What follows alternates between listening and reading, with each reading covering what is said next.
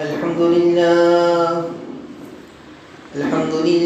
نحمده ونستعينه ونستغفره ونؤمن به ونتوكل عليه ونعوذ بالله من شرور أنفسنا ومن سيئات أعمالنا من يهده الله فلا مضل له ومن يضلله فلا هادي له ونشهد أن لا إله إلا الله وحده لا شريك له ونشهد أن سيدنا وسندنا ونبينا ومولانا محمدا عبده ورسوله أما بعد فأعوذ بالله من الشيطان الرجيم بسم الله الرحمن الرحيم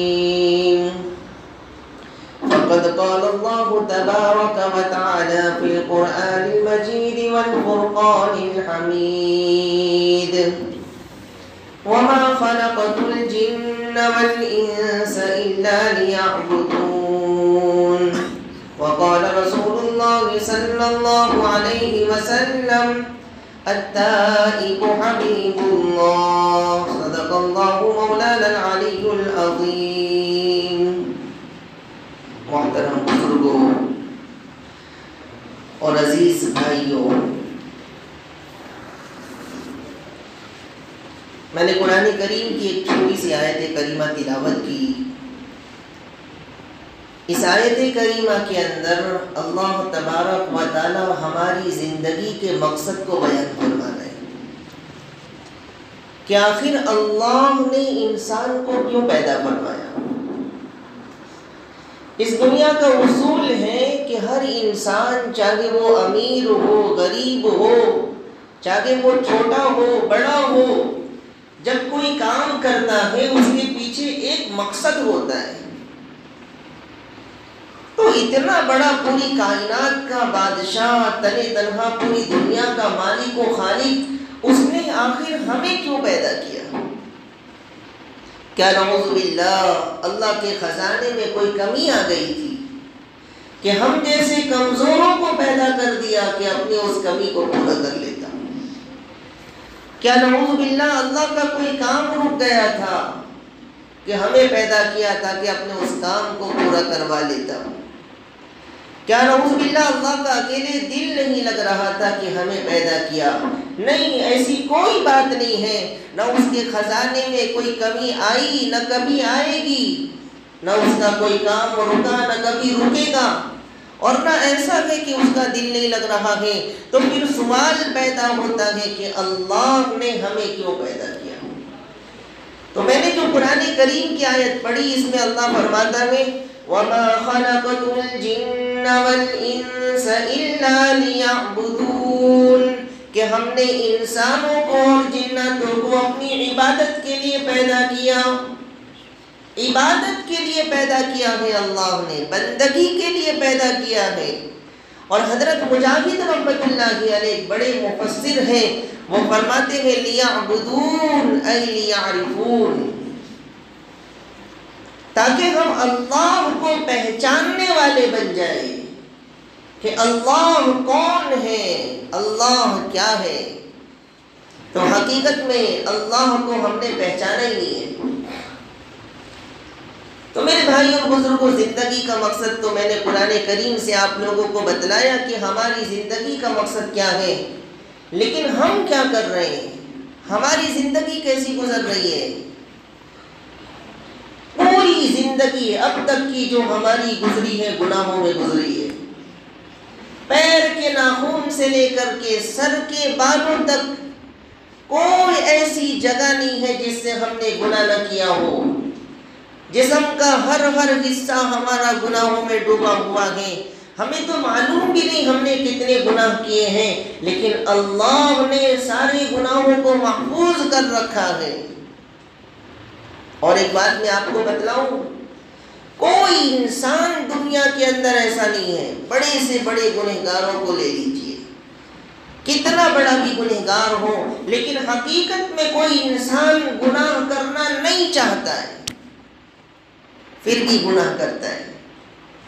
شراب پینے والے کو پوچھا جائے جب اس کا نشہ ختم ہو جائے تو وہ انسان کو بلائے اور اس کو پوچھے، تنہائی میں پوچھیں، محبت سے پوچھیں، تو وہ انسان یہی کہے گا میں شراب پینا نہیں چاہتا لیکن پھر بھی شراب پیتا ہوں۔ نماز چھوڑنے والے سے پوچھا جائے تو وہ یہی کہے گا کیا کروں، میں نماز پڑھنا چاہتا ہوں لیکن نہیں پڑھ پا رہا ہوں میں نماز۔ ہر گنہگار یہی کہے گا کہ میں گناہ کرنا نہیں چاہتا ہوں، ہر گنہگار یہی کہے گا کہ میں گناہ کرنا نہیں چاہتا ہوں لیکن پھر بھی وہ گناہ کر رہا ہے۔ تو میرے بھائی اور بزرگوں، کب تک یہ گناہ والی زندگی گزرے گی؟ جب ہم گناہ کرنا نہیں چاہتے ہیں، اللہ کی نافرمانی نہیں کرنا چاہتے ہیں، پھر بھی آخر انسان کیوں گناہ کر رہا ہے؟ اس لیے کہ انسان کے دو بڑے دشمن ہیں، ہمارے دو بڑی دشمن ہیں، ایک شیطان مردود اور ایک ہمارا نفس ہے جو ہر وقت ہمیں گناہوں پر لگا رہا ہے، ہر وقت ہمیں جہنم کی طرف لے جا رہا ہے، ہر وقت ہمیں اللہ سے دور کر رہا ہے۔ تو میرے بھائی اور بزرگوں، اتنا تو یقینی ہے کہ ہماری زندگی گناہوں والی ہے، تو آج یہ رمضان کا مہینہ ہے، تاک رات ہے، شب قدر کا موقع ہے، یہ ارادہ کر کے بیٹھے اس مجمع کے اندر کہ انشاءاللہ آج اپنے تمام گناہوں سے سچی پکی توبہ کر کے جائیں گے یہاں سے، اس لیے کہ ہم آئے نہیں یہاں پر، یہ تو بلایا گیا ہے ہم لوگوں کو، چن چن کر کے اللہ نے پوری بستی والوں میں سے آپ لوگوں کو یہاں جمع فرمایا ہے، اس لیے کہ اللہ آپ سے محبت کرتا ہے، آپ سے پیار کرتا ہے، اس لیے اللہ نے اپنے گھر میں جمع فرمایا ہے۔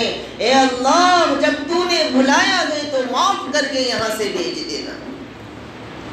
تو اللہ تو غفور الرحیم ہے، انسان روز گناہ کر رہا ہے، اپنے گناہوں پر جمع ہوا ہے، لیکن اللہ بھی بڑا غفور الرحیم ہے، 70 ماؤں سے بھی زیادہ پیار کرنے والا ہے کہ وہ اپنے بندے کے گناہوں کو چھپاتا ہے۔ بندہ گناہ کر رہا ہے، پوری رات گناہ کر رہا ہے، اللہ بھی گناہوں کو چھپا رہا ہے، بندہ توبہ کرنے کے لیے تیار نہیں، شراب پینے والا رات میں شراب پی رہا ہے، زنا کرنے والا زنا کر رہا ہے، چور چوری کر رہا ہے، جھوٹ بول رہا ہے، لیکن اللہ کتنا مہربان اپنے بندے کے گناہوں کو چھپاتا ہے، چھپاتا ہے، چھپاتا ہے، روز گناہ کرتا ہے، چور روز یہ نیت کرتا ہے کہ یا اللہ آج میں نہ پکڑا جاؤں، آج کے بعد کبھی چوری نہیں کروں گا، لیکن پھر وہ گناہ کرتا ہے، اللہ پھر گناہ کو چھپاتا ہے۔ معلوم کیوں چھپاتا ہے؟ اس لیے کہ میرے بندے کو کسی کے سامنے شرمندہ نہ ہونا پڑے، میرے بندے کو کسی کے سامنے ذلیل نہ ہونا پڑے، میرے بندے کو کسی کے سامنے رسوا نہ ہونا پڑے۔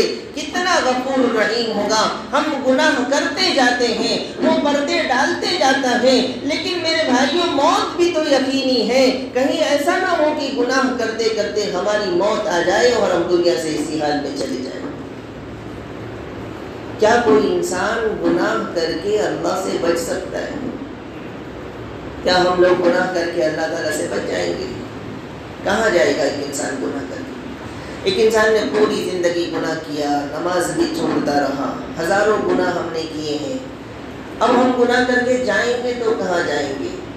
ایک انسان یا تو زمین کی گہرائی کے اندر چلا جائے گا اور زمین میں جا کر کے چھپ جائے گا، یا ایک انسان پہاڑ کی چوٹیوں کے اندر، مضبوط چٹانوں کے اندر چلا جائے گا اور وہاں جا کر کے چھپ جائے گا، یا ایک انسان گناہ کر کے آسمان کی بلندی پر چلا جائے گا اور وہاں چھپ جائے گا، یا ایک انسان گناہ کر کے سمندر کی گہرائی میں جائے گا، یا ایک انسان جنگل کے ویرانے میں جائے گا۔ لیکن یاد رکھو اللہ تعالیٰ فرماتا ہے او میرے گنہگار بندے، اگر تم زمین میں چھپو گے، زمین بھی میری ہے، آسمان بھی میرا ہے، سمندر بھی میرے ہیں، پر آسمان اور زمان سب میرے ہیں، جہاں کہیں تم چھپو گے میں تمہیں پکڑ لوں گا اور میں تمہیں کھینچ کر جہنم میں پھینک دوں گا، تم مجھ سے بچ نہیں سکتے۔ ہاں ایک راستہ ہے بچنے کا، ایک راستہ ہے بچنے کا، آؤ سچی پکی توبہ کر لو، میں تمہیں معاف کر دوں گا، توبہ کر لو میں تمہیں معاف کر دوں گا۔ نہیں بچ سکتے اللہ تعالیٰ سے۔ اللہ تعالیٰ فرماتا ہے فَأَيْنَ تَذْهَبُونَ، او میرے گنہگار بندے، گناہ کر چکے ہو، آؤ میرے پاس لوٹ کر کے آؤ، موت آنے سے پہلے پہلے میری طرف لوٹ آؤ، اس سے پہلے کہ موت تمہیں پکڑ لے۔ ایک بار تو سچی توبہ کر لو، ایک بار تو اپنے آنسو بہا لو، ایک بار تو اللہ کو منا لو، ایک بار میرے سامنے آ کر کے کہو میں تمہارے سارے گناہوں کو معاف کر دوں۔ پورا رمضان ختم ہونے آنا ہے، دل سے سوچیں، کوئی کسی کے بارے میں نہیں جانتا، ہر انسان اپنے دل میں سوچے کیا پورے رمضان میں ایک مرتبہ بھی ہمارے آنکھوں سے آنسو نکلے ہیں؟ کیا پورے رمضان میں ایک مرتبہ میں اپنے گناہ پر رویا ہوں کہ یا اللہ بہت گناہ کیا تھا، یا اللہ رمضان کا مہینہ ہے، ایک مرتبہ بھی کیا ہماری آنکھوں سے آنسو نکلے؟ یہ کیسی زندگی ہے، یہ کیسی غفلت ہے؟ اللہ تو غفور رحیم ہے، اللہ تعالیٰ تو انتظار میں بیٹھا ہے کہ یہ میرے بندے کب توبہ کر لے، یہ میرے بندے کب معافی مانگ لے اور کب مجھے منا لے، میں انہیں معاف کر کے جنت میں داخل کر دوں۔ قرآن کریم کی ایک بہت پیاری آیت ہے، اور مجھے تو لگتا ہے کہ خاص کر کے ہم جیسے گندے گنہگار اور ناپاک بندوں کے لیے اللہ تعالیٰ نے آیت نازل فرمائی۔ اللہ تعالیٰ فرماتا ہے یا عبادی الذین اسرفوا علی انفسہم لا تقنطوا من رحمت اللہ ان اللہ یغفر الذنوب جميعا انہ هو الغفور الرحیم۔ اے محمد صلی اللہ علیہ وسلم آپ کہہ دیجئے، میرے ان بندوں سے کہہ دیجئے، یا عبادی الذین اسرفوا، اللہ نے ایسا نہیں فرمایا کہ میرے نماز پڑھنے والے بندوں سے کہہ دیجئے، میرے تہجد پڑھنے والے بندوں سے کہہ دیجئے، میرے روزے رکھنے والے بندوں سے کہہ دیجئے، دیندار گناہوں سے بچنے والے بندوں سے۔ اللہ نے ایسا نہیں فرمایا یا عبادی الذین اسرفوا، میرے ان بندوں سے کہہ دیجئے جنہوں نے اپنی پوری زندگی گناہوں میں لگا دی، پوری زندگی اسراف، اسرفو تھوڑا بہت نہیں، اتنا گناہ کیا، اتنا گناہ کیا، اتنا گناہ کیا کہ پوری زندگی گناہوں سے بھر چکی ہے۔ ایک انسان، ایک نوجوان اتنا گناہ کر رہا ہے کہ اس کے گناہوں کی وجہ سے پورا جسم گناہ سے بھر گیا، پوری زمین گناہ سے بھر گئی، آسمان تک گناہ پہنچ گیا، ساتوں آسمان تک گناہ پہنچ گیا، ساتوں زمین تک گناہ پہنچ گیا۔ اللہ فرماتا ہے یا عبادی الذین اسرفوا علی انفسہم لا تقنطوا من رحمت اللہ، اتنے گناہوں کے باوجود بھی اللہ کی رحمت سے مایوس مت ہو، نا امید نہ ہو۔ کیوں؟ ان اللہ یغفر الذنوب جميعا، بے شک اللہ تبارک و تعالی جب چاہے گا، جس کے گناہوں کو چاہے گا اللہ معاف کر دے گا۔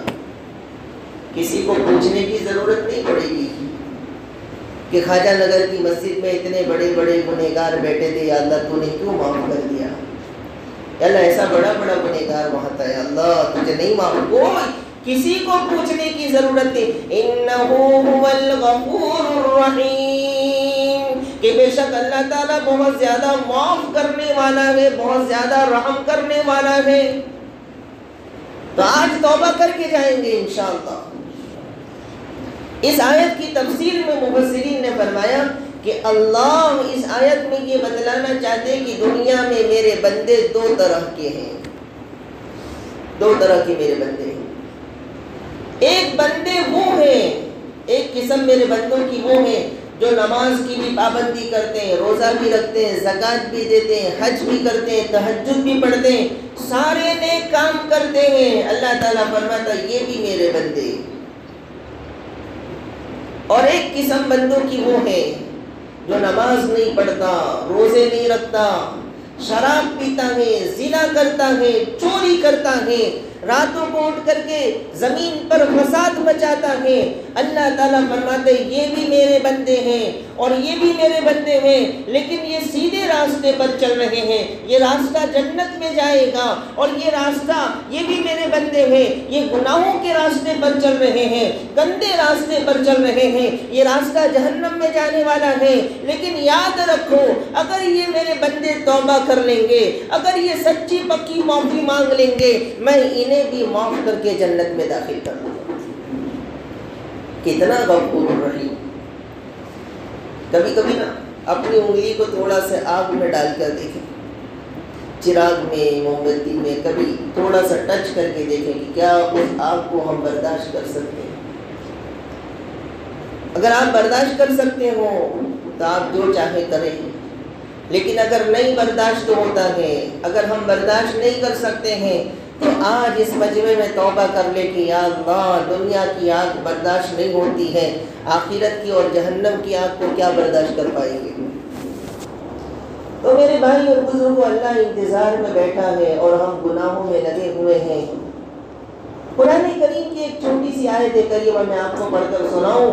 اللہ تعالیٰ فرماتا ہے ما یفعل اللہ بعذابکم ان شکرتم وآمنتم، کہ اللہ تمہیں عذاب دے کر کے کیا کرے گا؟ جس اللہ نے اپنے ہاتھوں سے اپنے بندوں کو بنایا، اپنے ہاتھوں سے بندوں کو بنایا اور روح ڈالی، اور پوری کائنات اس انسان کے لیے اللہ تعالیٰ نے بنایا اور سجایا، اللہ اپنے ان بندوں کو عذاب دے کر کیا کرے گا؟ کیا ملے گا اللہ تعالیٰ کو؟ اگر اس مجمع کو نعوذ باللہ استغفر اللہ اگر اللہ جہنم میں ڈال دے تو اللہ کا کیا فائدہ ہوگا؟ کیا ملے گا؟ اگر پورے مجمع کو اللہ جنت میں ڈال دے تو اللہ کے خزانے میں کیا کمی آئے گی؟ لیکن آگے اللہ تعالیٰ فرماتا ہے ان شکرتم وآمنتم، اگر تم اللہ کی نعمتوں پر شکر ادا کرتے رہو اور پکا ایمان لے آؤ تو اللہ تعالیٰ تمہیں کبھی عذاب نہیں دے گا، عذاب دے کر کیا کرے گا؟ لیکن آج ہم دل کی گہرائی سے سوچیں کہ ہم نے زندگی میں کتنے گناہ کیے، کتنے گناہ کیے۔ ایک آنکھ برداشت نہیں ہو سکتی جس زمین پر بیٹھ کر کے ہم لوگ گناہ کرتے ہیں، جس زمین پر ہم لوگ اللہ کی نافرمانی کرتے ہیں۔ ایک وقت آئے گا کہ لوگ ہمیں کندھے پر اٹھا کر اسی زمین میں جا کر دفن کر کے آئیں گے۔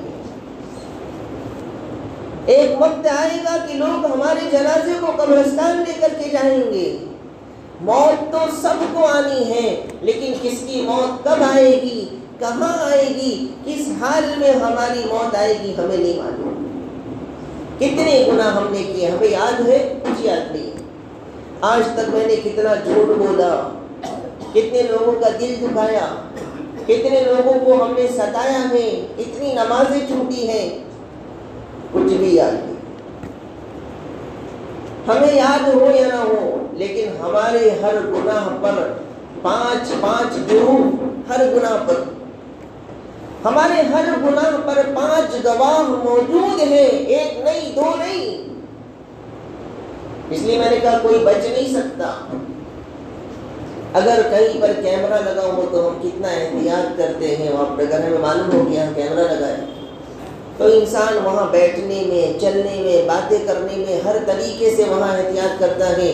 تو میرے بھائی اور بزرگوں، ہمارے ہر گناہ پر، ہر نیکی پر 5 گواہ مقرر ہیں۔ کل قیامت کے دن ہمارے ہر گناہ پر 5 گواہ اللہ تعالیٰ کے سامنے پیش ہوں گے۔ 5 گواہ۔ سب سے پہلے گواہ، ہم جو بھی کام کرتے ہیں، کوئی بھی انسان کیسا بھی گناہ کرے، کتنی بھی تنہائی میں جا کر کے گناہ کرے، چاہے وہ چھوٹا ہو، چاہے وہ بڑا گناہ ہو، چاہے کیسا بھی گناہ ہو، ہمارے ہر گناہ کو اللہ دیکھ رہا ہے۔ وَهُوَ مَعَكُمْ أَيْنَمَا كُنْتُمْ، تم جہاں کہیں بھی رہو، جس حال میں رہو، جیسا بھی کام کرو، اللہ تعالیٰ تمہیں دیکھ رہا ہے، اللہ کی نظر سے نہیں بچ سکتے۔ ایک انسان اپنی ماں کے سامنے گناہ نہیں کر سکتا، ایک انسان اپنی ماں کے سامنے گندا کام نہیں کر سکتا، تو پھر ہم اللہ کے سامنے کیسے گناہ کر رہے ہیں؟ اللہ کے سامنے ہم کیسے گندا کام کر رہے ہیں اللہ کے سامنے؟ تو ہمارے ہر گناہ کو اللہ تعالیٰ دیکھ رہا ہے، اللہ تعالیٰ ہماری نگرانی کر رہا ہے۔ سب سے پہلا گواہ کل قیامت کے دن اللہ تعالیٰ ہمیں دیکھ رہا ہے، اللہ کو سب معلوم ہے ہم نے کون کون سے گناہ کیے۔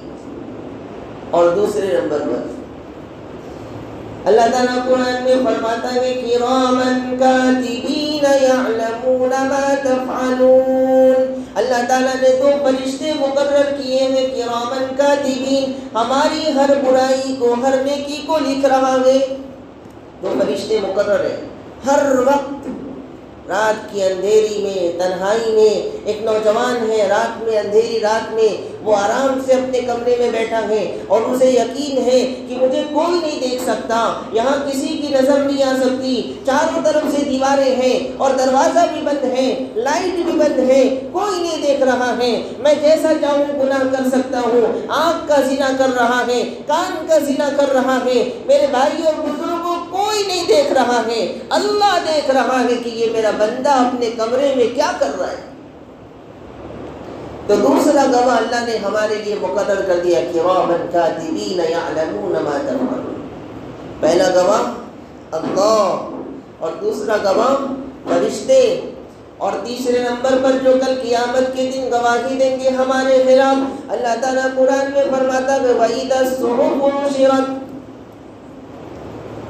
کہ جب نامہ اعمال ہمارے سامنے پیش کیے جائیں گے، ہمارے نامہ اعمال، رجسٹر، ہماری زندگی کا پورا خاکہ جب پیش ہوگا تو انسان پریشان ہو جائے گا، یا اللہ یہ تو سارے گناہ لکھے ہیں، میں نے کب جھوٹ بولا تھا، میں نے کب غیبت کی تھی، میں نے کب شراب پیا، میں نے کب چوری کی، میں نے کتنی نماز، یا اللہ اس میں تو سارے گناہ لکھے ہیں، یا اللہ اب میں جاؤں تو کہاں جاؤں.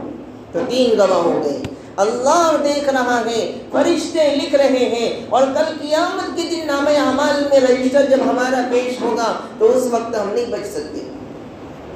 اور چوتھے نمبر پر اللہ تعالیٰ قرآن میں فرماتا ہے یومئذ تحدث اخبارها، جس زمین پر گناہ کر رہے ہیں، جس کمرے میں بیٹھ کر کے گناہ کر رہے ہیں، جس تنہائی میں بیٹھ کر کے آپ گناہ کر رہے ہیں، کل قیامت کے دن وہ زمین گواہی دے گی، یا اللہ یہ تیرا بندہ فلاں رات میں، فلاں وقت میں میرے اوپر بیٹھ کر کے یہ گناہ کر رہا تھا، یا اللہ آج تو اسے معاف نہ کرنا، یا اللہ آج تو اسے عذاب دینا. اور 5ویں نمبر پر چونکہ انسان کی فطرت ہے جھوٹ بولنا، انسان کی فطرت ہے جھوٹ بولنا، انسان جھوٹ بولتا ہے، کل قیامت کے دن بھی اللہ کے سامنے جھوٹ بولنے کی کوشش کرے گا. یا اللہ میں نے تو کوئی گناہ نہیں کیا، یا اللہ میں نے گناہ نہیں کیا. اللہ تعالیٰ سورہ یاسین میں فرماتا ہے اليوم نختم على افواہہم وتکلمنا ایدیہم وتشہد ارجلہم بما كانوا یکسبون. جس اللہ نے زبان کو بولنے کی طاقت دی ہے وہ اللہ زبان کو بند کر دے گا کل قیامت کے دن، اور جسم کے دوسرے حصے بولیں گے، آنکھ بولے گی، کان بولے گا، ہاتھ بولیں گے، پیر بولیں گے، یا اللہ ہاتھ سے یہ گناہ کیا تھا، یا اللہ آنکھ سے یہ گناہ کیا تھا، کان بولے گا یا اللہ کان سے یہ گناہ کیے تھے، پیر بولے گا یا اللہ پیر سے یہ گناہ کیے تھے. اس وقت ہمارا کیا ہوگا؟ کون بچائے گا اس کو؟ کون مدد کرے گا ہماری؟ وہاں کسی کی حکومت لمن الملک اليوم للہ الواحد القہار، وہاں ایک ہی حکومت ہے اور یہاں بھی اللہ کی حکومت ہے، کوئی بچانے والا وہاں نہیں آئے گا. اگر کوئی چیز ہمیں بچا سکتی ہے تو ہماری سچی پکی توبہ ہمیں بچا سکتی ہے. ایک بار توبہ کر کے دیکھیں، دل کو بڑا سکون ملے گا. ایک بار اللہ کو منا کر تو دیکھیں. ماں دنیا کے اندر کتنا بھی بچہ نافرمان ہو، اگر ایک بار پیار سے ماں کہہ دے، امی کہہ کر کے پکار دے، ماں کہہ کر کے بول دے، اس ماں کا سارا غصہ ختم ہو جاتا ہے، اس بچے کو گلے لگاتی ہے. کیا اللہ تعالیٰ ہمیں معاف نہیں کرے گا؟ آج کتنے مسلمان ہیں جو نماز نہیں پڑھتے؟ آج کتنے مسلمان ہیں جو سود کھا رہے ہیں؟ سود کھا رہے، اکثر مسلمان سود کھا رہے ہیں. شاید ہی کوئی ایسا مسلمان ہوگا، اس زمانے کا سب سے بڑا ولی وہ انسان ہے جو سود سے بچ جائے. سود سے نہیں بچ رہے مسلمان، بڈی سے پیسے دے رہے، بڈی سے پیسے لے رہے، حرام مال کھا رہے. میرے بھائیو کتنے نوجوان ہیں شراب پی رہے. آج ہمارا کتنا بڑا مجمع مسلمانوں کا ایسا ہے جو شراب پی رہا ہے. میں نے ایک بات کہی تھی کہ کوئی انسان گناہ کرنا نہیں چاہتا ہے پھر بھی ہم کر رہے ہیں, ہمیں افسوس بھی ہے, تو ہم چھوڑ کیوں نہیں دیتے, ہم توبہ کیوں نہیں کر لیتے. حضرت عمر رضی اللہ تعالیٰ عنہ کے زمانے میں ایک نوجوان تھا, شرابی, شراب پیتا تھا, مشہور تھا شراب پینے.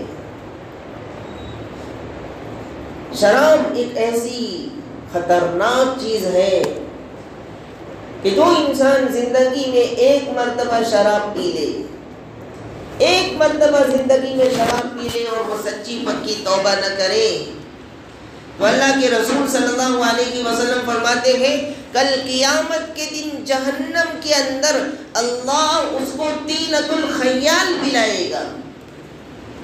اور ایک روایت میں آتا ہے کہ غوطہ پلائے گا اللہ تعالیٰ, غوطہ. صحابہ کرام نے سوال کیا کہ یا رسول اللہ صلی اللہ علیہ وسلم یہ طینۃ الخیال کیا چیز ہے اور یہ غوطہ کیا چیز ہے؟ آپ نے بتایا طینۃ الخیال کل قیامت کے دن جہنم کے اندر جہنمی لوگوں کو جو عذاب ہوگا اور عذاب کی وجہ سے ان کے جسم کے اندر سے جو خون اور پیپ اور گندگی نکلے گی, یہ سارے خون اور پیپ اور یہ گندی چیزیں ان شراب پینے والوں کو پلایا جائے گا جہنم کے اندر. اور دوسرا لفظ جو میں نے کہا غوطہ, اللہ کے رسول صلی اللہ علیہ وسلم سے صحابہ نے پوچھا کہ یا رسول اللہ یہ غوطہ کیا ہے؟ آپ نے فرمایا کہ وہ عورتیں جو دنیا کے اندر زنا کرواتی ہیں, بدکار عورتیں ہیں, ناجائز کام کرواتی ہیں, کل قیامت کے دن, غور سے سن لینا اس جملے کو, کل قیامت کے دن جب جہنم کے اندر ان عورتوں کو جو زنا کرواتی تھی ان کو جب عذاب ہوگا اور ان کو عذاب ہونے کے بعد ان کی شرمگاہ سے, ان کے پیشاب کی جگہ سے جو خون اور پیپ نکلے گا, اللہ تعالیٰ یہ گندی چیزیں ان شراب پینے والوں کو پلائیں گے. کیا اس کے بعد بھی کسی مسلمان کے اندر ہمت ہے کہ وہ شراب کو پی لے؟ میرے بھائی اور بزرگوں, چھوڑ دیں اگر کسی نے یہ گناہ زندگی میں کیا ہو, آج اس مجمع کے اندر معافی مانگ کر کے جائیں, ایک مرتبہ توبہ کر لے, اللہ تعالیٰ تمام گناہوں کو معاف کر دے گا. تو میں وہ واقعہ بتانا تھا. حضرت عمر رضی اللہ تعالیٰ عنہ کے زمانے میں ایک شرابی تھا, بڑا شراب پیتا تھا, مشہور تھا شراب پیتا, کھلے عام شراب پیتا تھا. ایک مرتبہ شراب پیتے ہوئے مست جا رہا تھا, ایک چادر اوڑھ رکھی تھی, شراب کی بوتل ہاتھ میں تھی. اچانک سے حضرت عمر سامنے نظر آ گئے. وہ نوجوان گھبرا گئے, یا اللہ عمر سامنے آ رہا ہے. حضرت عمر کے بارے میں آتا ہے کہ حضرت عمر جس گلی سے گزرتے تھے شیطان بھی نہیں جاتا تھا وہاں, شیطان بھی ڈرتا تھا. اب وہ نوجوان گھبرا گیا کہ یا اللہ عمر سامنے ہے, یا اللہ عمر سامنے ہے, اگر عمر کو پتہ چل گیا کہ میں شراب پی رہا ہوں تو مجھے کوڑے لگائے گا اور مجھے عمر کے سامنے ذلیل ہونا پڑے گا, عمر کے سامنے شرمندہ ہونا پڑے گا. یا اللہ اب میں توبہ کرتا ہوں. وہ گھبرا گیا نوجوان. حضرت عمر رضی اللہ تعالیٰ عنہ سامنے آنے لگے اور قریب آنے لگے. وہ نوجوان اور پریشان ہوا. اس نے دل میں وہیں پر کھڑے کھڑے توبہ کیا, یا اللہ پوری زندگی شراب پیتا رہا, کبھی عمر کو پتہ نہ چلا, عمر کا سامنا کبھی نہ ہوا, آج عمر سامنے ہے, شراب کی بوتل ہاتھ میں ہے. اے اللہ میں جاؤں تو کہاں جاؤں؟ اے اللہ میں دل کی گہرائی سے سچی پکی توبہ کرتا ہوں, آج معافی مانگتا ہوں. یا اللہ آج کے بعد کبھی شراب نہیں پیوں گا, آج میری توبہ قبول فرما لے. ڈرتے ہوئے اس نے اپنی چادر کے اندر شراب کی بوتل چھپا لی. حضرت عمر قریب آئے, قریب آنے کے بعد پوچھا کہ اے نوجوان تو کیا کر رہا ہے, تیری چادر میں کیا ہے؟ اب وہ ڈرا ہوا, گھبرایا ہوا کہ یا اللہ آج تو میری خیر نہیں ہے, آج نہیں بچ سکتا. اس نے ڈرتے ہوئے فوراً کہا امیر المومنین کچھ نہیں ہے, اندر دودھ کی بوتل ہے. حضرت عمر رضی اللہ تعالیٰ عنہ نے کہا کہ نکال کر دکھا.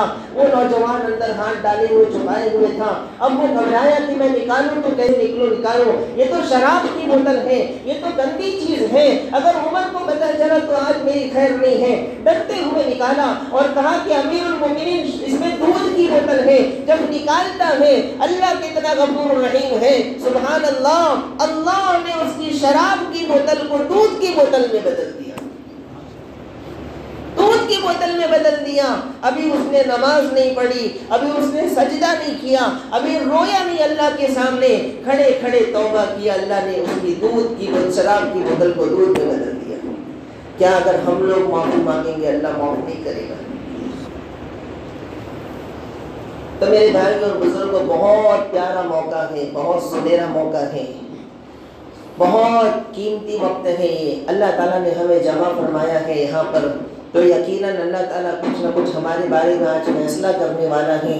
تو میرے بھائی اور بزرگوں, زندگی تو گناہوں میں گزر رہی ہے, پچھلی زندگی گزر چکی ہے. آج اس مجمع کے اندر پچھلی زندگی سے سچی توبہ کر کے آئندہ آنے والی زندگی کو پاکیزہ بنانے کی کوشش کریں. جب ہم گناہ کرتے ہیں نا تو ہمیں لگتا ہے کہ کوئی نہیں دیکھ رہا ہے اور کسی کو پتہ نہیں چل رہا ہے. لیکن انسان جب کوئی گناہ کرتا ہے اور انسان جب کوئی نافرمانی کرتا ہے تو زمین اللہ تعالیٰ سے چیخ چیخ کر کے کہتی ہے, زمین اللہ تعالیٰ سے رو رو کر کے کہتی ہے, یا اللہ یہ تیرا بندہ ہے, یا اللہ تیری حکومت ہے, یا اللہ یہ بندہ تیری زمین پر رہتا ہے, تیرا دیا ہوا کھاتا ہے, یا اللہ تیری زمین پر رہ کر تیری نافرمانی کر رہا ہے, یا اللہ تو کچھ نہیں کرتا, یا اللہ مجھے اجازت دے میں بیچ سے پھٹ جاؤں اور یہ ہلاک ہو کر کے مر جائے. آسمان کہتا ہے یا اللہ تو مجھے اجازت دے میں ان کے اوپر گر جاؤں اور یہ دب کر کے مر جائیں. فرشتے کہتے ہیں یا اللہ تو مجھے اجازت دے میں ان کو آسمان پر لے کر جاؤں اور زمین پر پچھاڑ دوں تاکہ یہ مر جائیں.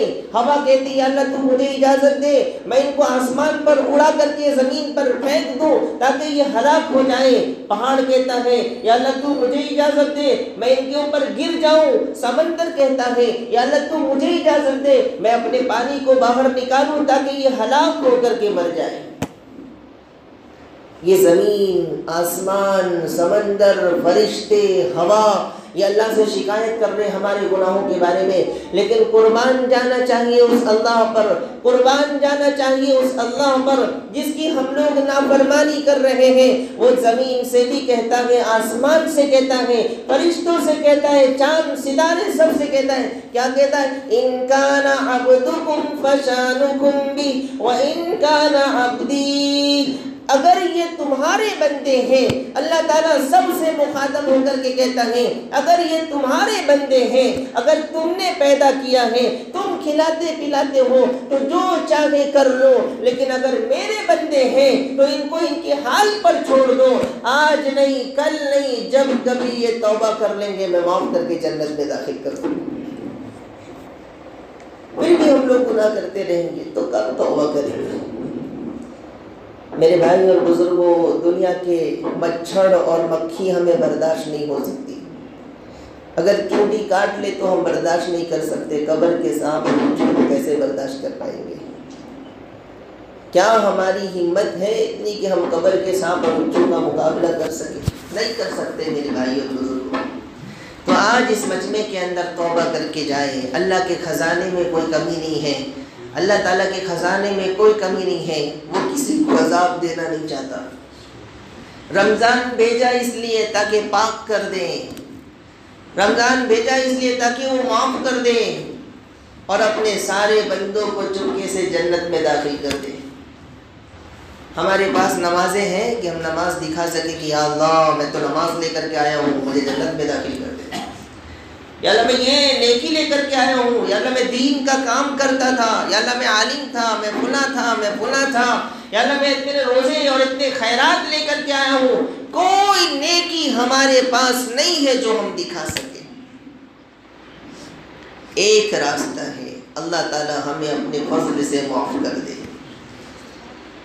نبی کریم صلی اللہ علیہ وسلم کی آج کتنی سنتوں پر ہم لوگ عمل کرتے ہیں.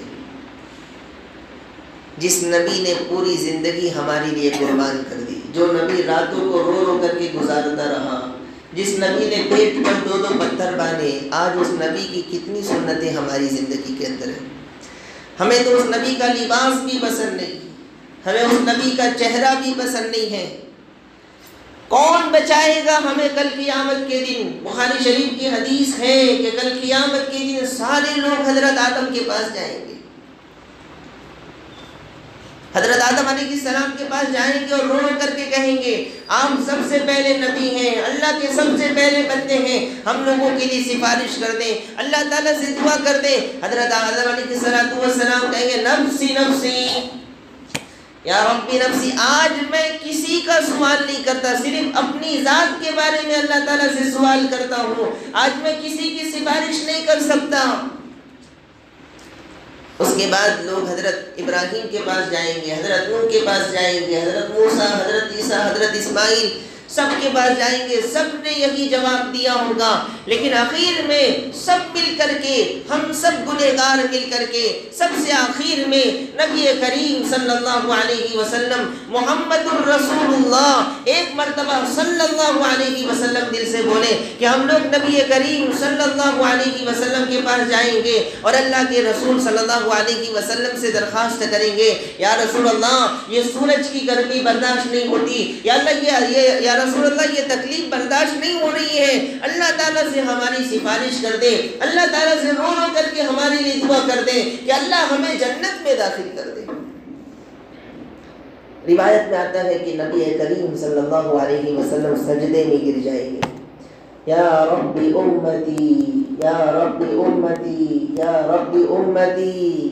کون سی امت؟ نماز چھوڑنے والی امت، ہم جیسے گندے گنہگار ناپاک اور سڑی ہوئی امت، جس نے ہم نے نبی کریم صلی اللہ علیہ وسلم کو تکلیف کے سوا کچھ نہیں دیا ہے، ایسی امت کے لیے اللہ کے رسول صلی اللہ علیہ وسلم سجدے میں گر جائیں گے اور اللہ تعالیٰ سے دعا کریں گے، یا اللہ میری امت کو معاف فرما دے، یا اللہ میری امت کو بخش دے، یا اللہ میری امت کی مغفرت فرما دے۔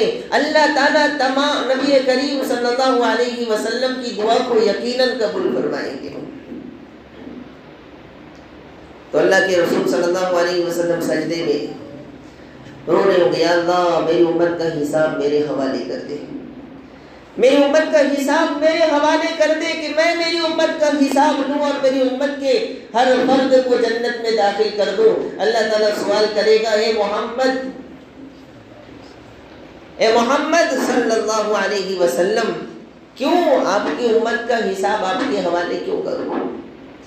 آپ کی امت کا حساب آپ کے حوالے کیوں کروں؟ یا اللہ میں چاہتا ہوں کہ میری امت کو جنت میں داخل کروا دوں، میری امت کا ہر فرد جنت میں داخل ہو جائے اور میری امت کو کسی کے سامنے ذلیل نہ ہونا پڑے، میری امت کو کسی کے سامنے رسوا نہ ہونا پڑے۔ اللہ تعالیٰ فرمائے گا، اے محمد اگر تو تیری امت کا حساب لے گا، اگر تو تیری امت کا حساب لے گا تو تجھے تو پتہ چلے گا کہ تیرا فلاں امتی شراب پیتا تھا، فلاں زنا کرتا تھا، فلاں چوری کرتا تھا، میں تو چاہتا ہوں کہ تجھے بھی خبر نہ ہو اور چپکے سے جنت میں داخل کر دوں۔ کتنا غفور رحیم ہے اللہ تعالیٰ۔ تو میرے بھائی اور بزرگوں، اتنا تو ہم مانتے ہیں کہ ہم گنہگار ہیں، پوری زندگی گناہوں میں گزر چکی ہے، پوری زندگی اللہ کی نافرمانی میں گزری ہے، بھکاری بن کر کے آج اللہ کے گھر میں آئے ہیں اور اس امید پر آئے ہیں، سب نے کچھ نہ کچھ دل میں امید لیا ہے کہ یا اللہ آج تیری بہت مبارک رات ہے، تاک راتوں میں سے ایک رات ہے، یا اللہ آج تیری رحمت برسنے والی ہے، تیری مغفرت برسنے والی ہے، یا اللہ ہم گنہگاروں کو بھی معاف فرما، اس لیے تو ہم لوگ یہاں جمع ہوئے۔ تو میں نے ایک جملہ کہا کہ اگر اللہ تعالیٰ ہم تمام لوگوں کو اگر معاف کر دے تو کیا اللہ کے خزانے میں کوئی کمی آئے گی؟ بعض مرتبہ شیطان ہمارے ذہن میں یہ بات ڈالتا ہے کہ ہم اتنے گنہگار ہیں، میں نے اتنے گناہ کیے ہیں، اللہ تعالیٰ پتہ نہیں مجھے معاف کرے گا یا نہیں کرے گا، اتنے گناہ کر چکا ہوں، اب میں کیا نیک کام کروں، میری تو پوری زندگی گناہوں میں گزر چکی ہے، پوری زندگی اللہ کی نافرمانی میں گزر چکی ہے، اب میں کیا اللہ تعالیٰ کی جو ہے کیا اللہ تعالیٰ کی فرمانبرداری کروں۔ بعض مرتبہ شیطان ہمارے دلوں میں یہ ڈالتا ہے۔ نہیں میرے بھائی اور بزرگوں، اللہ کے رسول صلی اللہ علیہ وسلم نے ارشاد فرمایا، التائب حبیب اللہ، کہ جو انسان سچی پکی توبہ کر لے گا اللہ اس کو اپنا دوست بنا لے گا۔ پورے قرآن میں اللہ نے کہیں یہ نہیں فرمایا کہ اللہ نماز پڑھنے والوں سے محبت کرتا ہے. یقیناً نماز پڑھنے والوں سے اللہ محبت کرتا ہے, روزہ رکھنے والوں سے محبت کرتا ہے, حج کرنے والوں سے, ہر نیک کام کرنے والوں سے محبت کرتا ہے.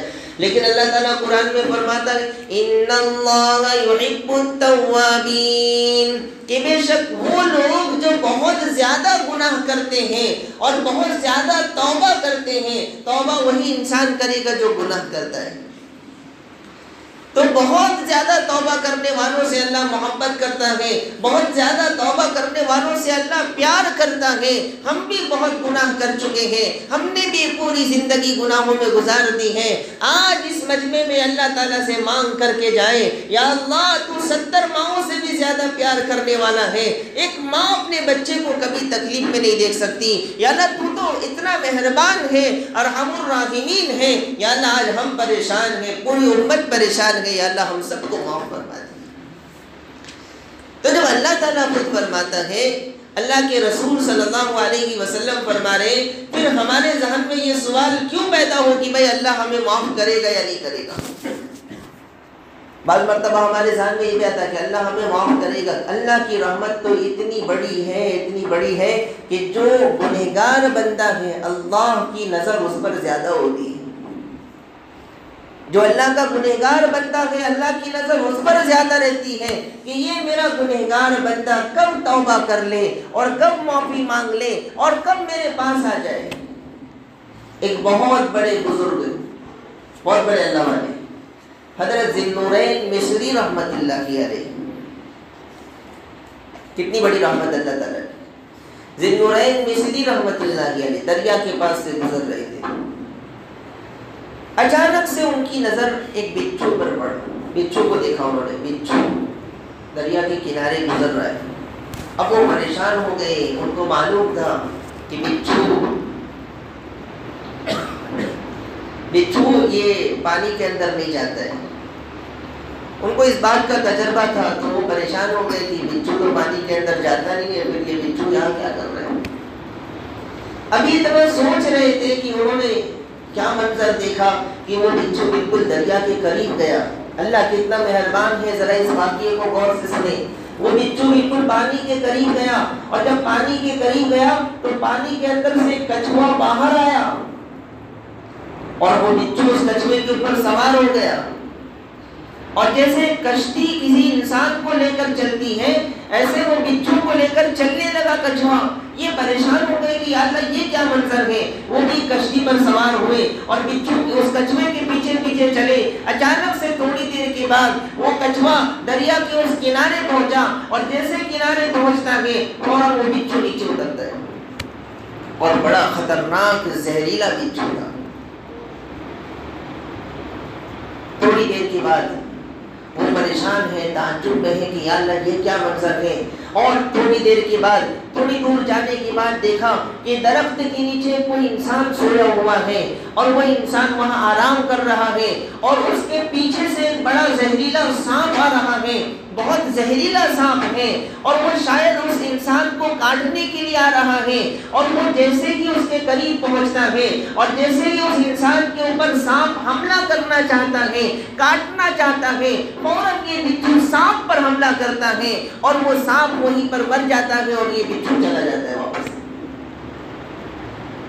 اب حضرت ذی النورین مصری بہت بڑے اللہ کے ولی, جب انہوں نے یہ منظر دیکھا تو وہ پریشان ہو گئے. وہ سمجھ گئے کہ اللہ تعالیٰ نے اس انسان کو بچانے کے لیے بچھو کو وہاں سے یہاں بھیجا, اور سانپ سے اللہ تعالیٰ نے اس کی حفاظت فرمائی, ایک اسباب بنایا. تو وہ دل میں سوچنے لگے کہ شاید یہ بہت بڑا اللہ کا ولی ہوگا, یہ درخت کے نیچے اللہ کا بہت نیک بندہ ہوگا, اللہ کا بہت قریبی بندہ ہوگا. چلو میں جاؤں اور جا کر کے ان سے کہوں کہ آپ میرے لیے بھی دعا کر دیں. جیسے وہ قریب پہنچتے ہیں تو کیا دیکھتے ہیں کہ ایک نوجوان ہے جو شراب پی کر کے سویا ہوا ہے, اور شراب کی جو ہے پوری گندگی اس کے منہ پر لگی ہے, اور مکھیاں پھر رہی ہیں. اور وہ پریشان ہو گئے کہ یا اللہ تو کتنا بڑا غفور رحیم ہے, ایک نوجوان شراب پی کر کے پڑا ہے اور تو اس کی حفاظت اس طریقے سے کر رہا ہے. فوراً اس کو اٹھایا, اور اٹھانے کے بعد کہا اے نوجوان یہ سانپ دیکھ، یہ سانپ تجھے کاٹنے آیا تھا، اللہ تعالیٰ نے کیسے غیب سے تیری مدد کی، اس نے وہیں پر سچی پکی توبہ کی اور وہ بھی اپنے زمانے کا ولی بن گیا۔ تو میرے بھائی اور بزرگوں، رات کافی ہو رہی ہے، ہر انسان تھکا ہے، لیکن آج مغفرت کی رات ہے، آج تھوڑی قربانی دے دے۔ میں ایک واقعہ سنا کر کے اپنی بات کو انشاءاللہ ختم کروں گا، آپ لوگوں کا زیادہ وقت نہیں لوں گا۔ اللہ بڑا غفور رحیم ہے، اللہ انتظار سے بیٹھا ہے کہ کب بات ختم ہو اور کب یہ مجمع توبہ کرے اور کب اللہ تعالیٰ سے معافی مانگے۔ اللہ بھی انتظار کر رہا ہے، اس لیے کہ اللہ آج معاف کرنا چاہتا ہے ہمیں انشاءاللہ۔ تو کتنا بھی گناہ ہم نے کر لیا ہو، کتنا بھی گناہ کر لیا ہو، کرنا نہیں چاہیے۔ گناہ بیماری کی طرح ہے، گناہ یہ بیماری کی طرح ہے۔ دنیا کا کوئی انسان بیمار نہیں ہونا چاہتا، کوئی نہیں چاہتا، لیکن پھر بھی انسان کو بیماری لگ جاتی ہے، کبھی بخار ہے، کبھی فلاں بیماری، اللہ ہم سب کی حفاظت فرمائے۔ اب جب ایک انسان بیمار ہو گیا تو وہ پریشان ہوتا ہے کہ میں کیا کروں، کون سے ڈاکٹر کے پاس جاؤں، کون سی دوا لوں، اور فکر کرتا ہے اور فکر کر کے جلدی سے علاج کرواتا ہے۔ تو ایسے ہی ہم لوگ گناہ کرنا نہیں چاہتے ہیں، لیکن اب ہم نے گناہ کر لیا ہے اور یقیناً کیا ہے، اور اتنے گناہ کیے ہیں کہ اگر میں اپنے دل میں تصور کروں تو دنیا کے اندر مجھ سے بڑا گنہگار کوئی نہیں ہو سکتا۔ اگر میرے گناہوں کو اگر میں دل سے دیکھوں، ہر انسان اپنے دل میں تصور کرے، تو ہم نے گناہ کر لیا، اب ہم کیا کریں؟ کیا کریں ہم؟ اللہ سے بچ بھی نہیں سکتے، اللہ سے بھاگ بھی نہیں سکتے، اللہ سے نعوذ باللہ مقابلہ بھی نہیں کر سکتے، کہیں سفارش بھی نہیں کروا سکتے۔ تو ایک راستہ ہے کہ توبہ کر لو اور اپنے آپ کو معاف کروا کر جنت میں داخل ہو جاؤ۔ اللہ کا کتنا بڑا احسان ہے، کتنا بڑا کرم ہے۔ امام غزالی رحمۃ اللہ علیہ نے کتاب لکھی ہے احیاء العلوم فی الدین، اس میں انہوں نے ایک بات نقل کی ہے کہ تھوڑی دیر کے لیے سوچ لیا جائے کہ جس طریقے سے ہمارے پسینے کے اندر بدبو رکھی ہے اللہ تعالیٰ نے، ایک انسان 2 دن غسل نہ کرے، 3 دن غسل نہ کرے تو اس کے پورے کپڑے سے اور پورے جسم سے بدبو آنی شروع ہو جاتی ہے۔ پاس میں بیٹھنے والا بھی سمجھتا ہے کہ بھائی یہ انسان کئی دن سے غسل نہیں کیا شاید۔ اگر نعوذ باللہ اللہ ہم سب کی حفاظت فرمائے، قربان جانا چاہیے اس اللہ پر، اگر اللہ ہمارے گناہوں کے اندر بھی اگر کوئی بدبو ڈال دیتا تو کیا ہوگا؟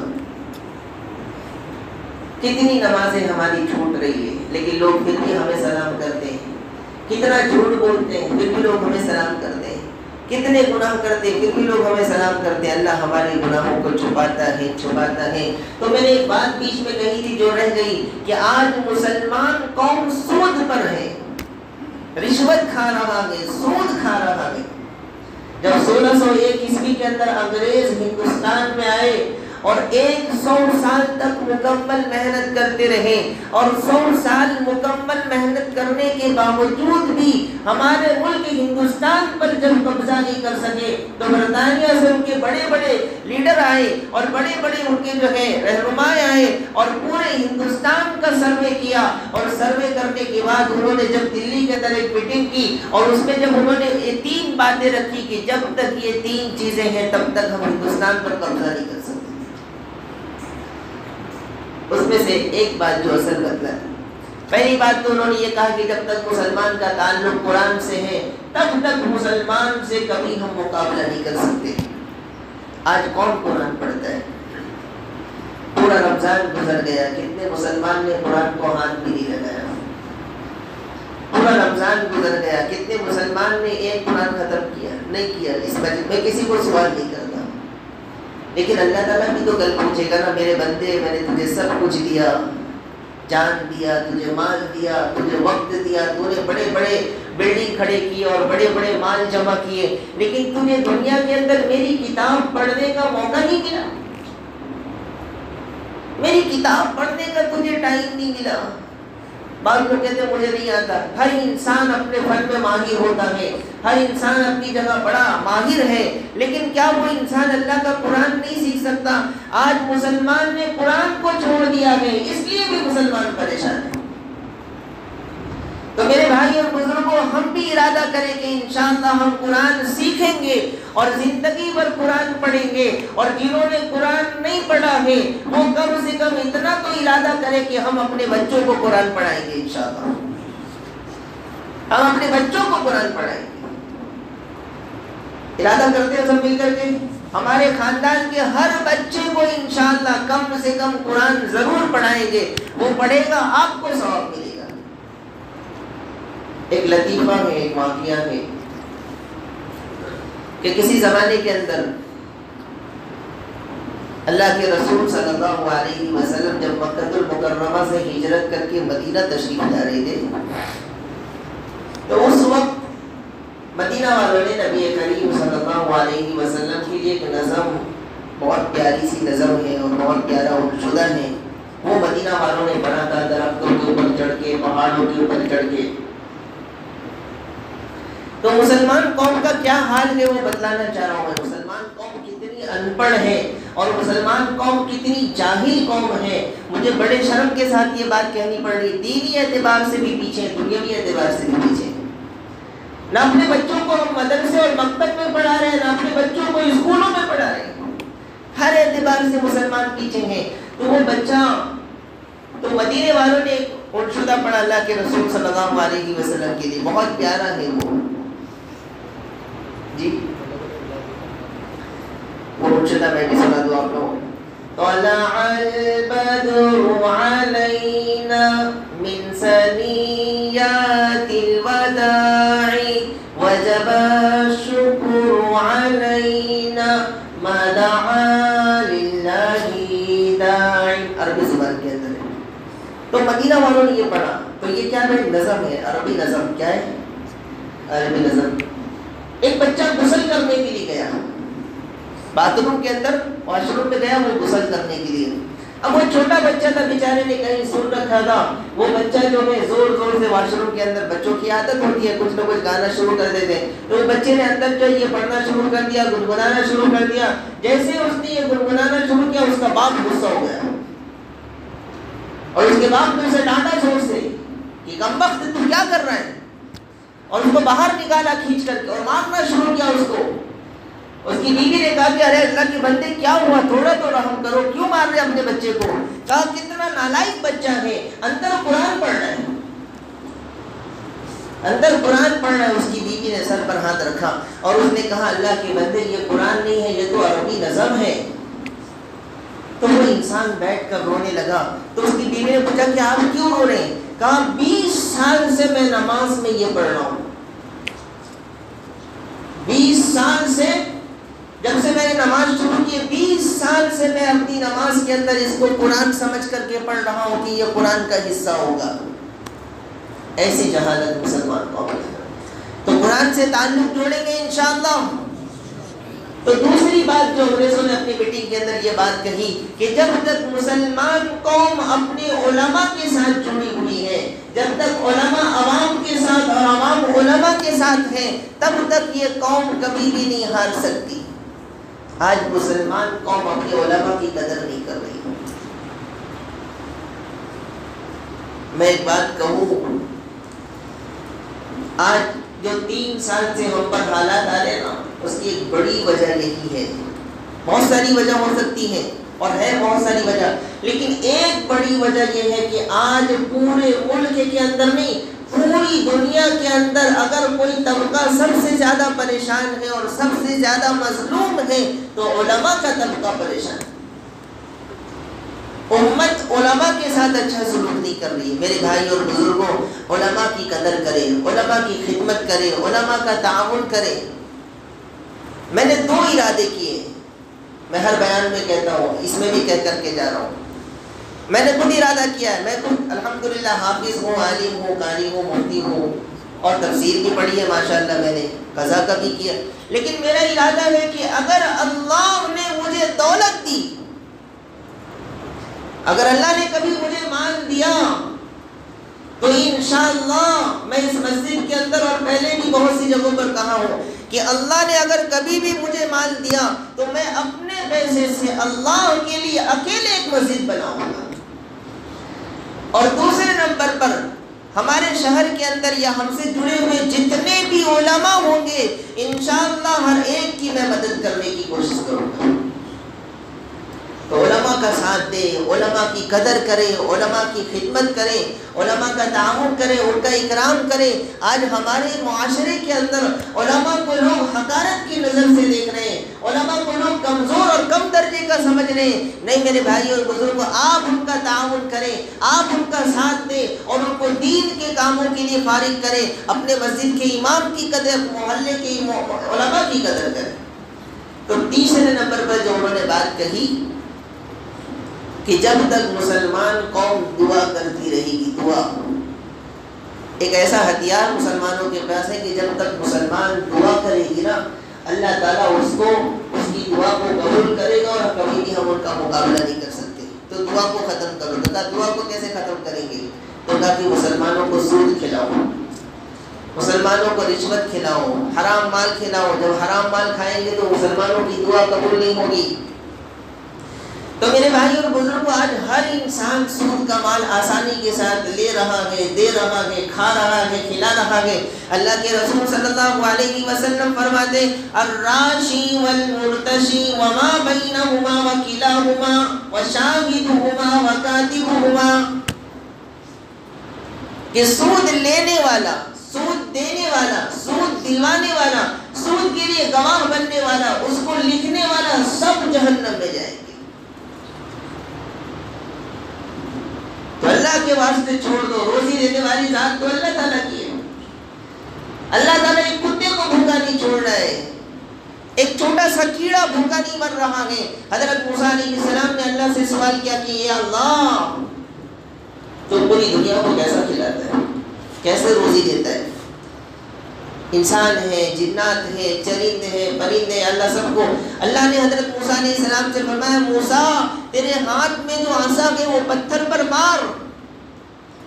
حضرت موسیٰ علیہ السلام نے پتھر پر مارا، پتھر 2 ٹکڑے ہو گیا. اللہ نے کہا پھر مار، پھر پتھر پہ مارا، پھر پتھر 2 ٹکڑے ہو گیا. اللہ نے کہا پھر مارو، پھر مارو. تو اندر سے ایک چھوٹا سا کیڑا نکلا، اندر سے ایک چھوٹا سا کیڑا نکلا، اور اس کیڑے کے اندر، اس کے منہ کے اندر کچھ سبزہ تھا جو وہ کیڑا کھا رہا تھا. اور وہ کیڑا کہہ رہا تھا، کیونکہ حضرت موسیٰ علیہ السلام نبی ہے، تو نبی کو اللہ تعالیٰ نے وہ طاقت دی ہوتی ہے کہ کبھی کبھی وہ ایسے پرندوں، چرندوں اور کیڑے کی بھی باتوں کو سن لیتے. تو وہ کیڑا کھا رہا تھا اور وہ کہہ رہا تھا سبحان الذی خلقنی ویرانی ویرزقانی ولا ینسانی، کہ پاک ہے وہ ذات جو مجھے یہاں بھی کھلاتا ہے، یہاں بھی پلاتا ہے، اور مجھے یہاں بھی روزی دیتا ہے، اور مجھے یہاں بھی نہیں بھولا ہے. تو جب اللہ پتھر کے اندر اس کو روزی دے رہا ہے، تو ہم انسانوں کو کیا اللہ روزی نہیں دے گا؟ کیوں مسلمان سود کے پیچھے بھاگ رہے ہیں؟ ایک بھی انسان، تھوڑی بھی اگر انسانیت باقی ہو رہا، وہ انسان کبھی بھی اپنی ماں کے ساتھ زنا نہیں کر سکتا. ماں کے ساتھ کوئی زنا نہیں کرتا، تصور بھی نہیں کر سکتا ماں کے ساتھ زنا کرنے کے بارے میں. اللہ کے رسول صلی اللہ علیہ وسلم نے ارشاد فرمایا کہ جو انسان سود کا مال کھائے گا، ایک لقمہ کھائے گا سود کا، 1 روپیہ سود کا کھائے گا، 36 مرتبہ، 30 پہ 6 مرتبہ، 36 مرتبہ اپنی ماں کے ساتھ زنا کرنے سے بھی زیادہ خطرناک ہے یہ. اس لیے میرے بھائی اور بزرگوں، حرام مال سے بچیں، سود سے بچیں، رشوت سے بچیں. اگر ظاہر میں نقصان ہوتا ہو تو اس کی پرواہ نہ کرے، دینے والی ذات اللہ تعالیٰ کی. تو آج توبہ کر کے جائے، اپنے تمام گناہوں سے توبہ کر کے جائے. آخری ایک واقعہ کہتا ہوں اور اس کے بعد انشاءاللہ ہم دعا کر لیں گے اور اللہ تعالیٰ سے توبہ کر لیں گے. تو بنی اسرائیل ایک بڑی قوم ہے. بنی اسرائیل اس زمانے کے اندر حضرت موسیٰ علیہ السلام کے زمانے میں جو قوم تھی اور حضرت اسحاق کی جو قوم تھی ان کو بنی اسرائیل کہتے ہیں. تو اس زمانے کے اندر ایک نوجوان تھا، اتنا گناہ کر چکا تھا وہ نوجوان، اتنا گناہ کر چکا تھا کہ بستی والے اس کے گناہ سے تھک گئے تھے. ہر انسان جانتا تھا کہ یہ گنہگار ہے، ہر انسان جانتا تھا کہ یہ اللہ کا بڑا نافرمان بندہ ہے. بڑا گندا بنتا ہے. یہاں بھی نوجوان سارے بیٹھے ہیں ماشاءاللہ، سب تو عمر والے ہیں.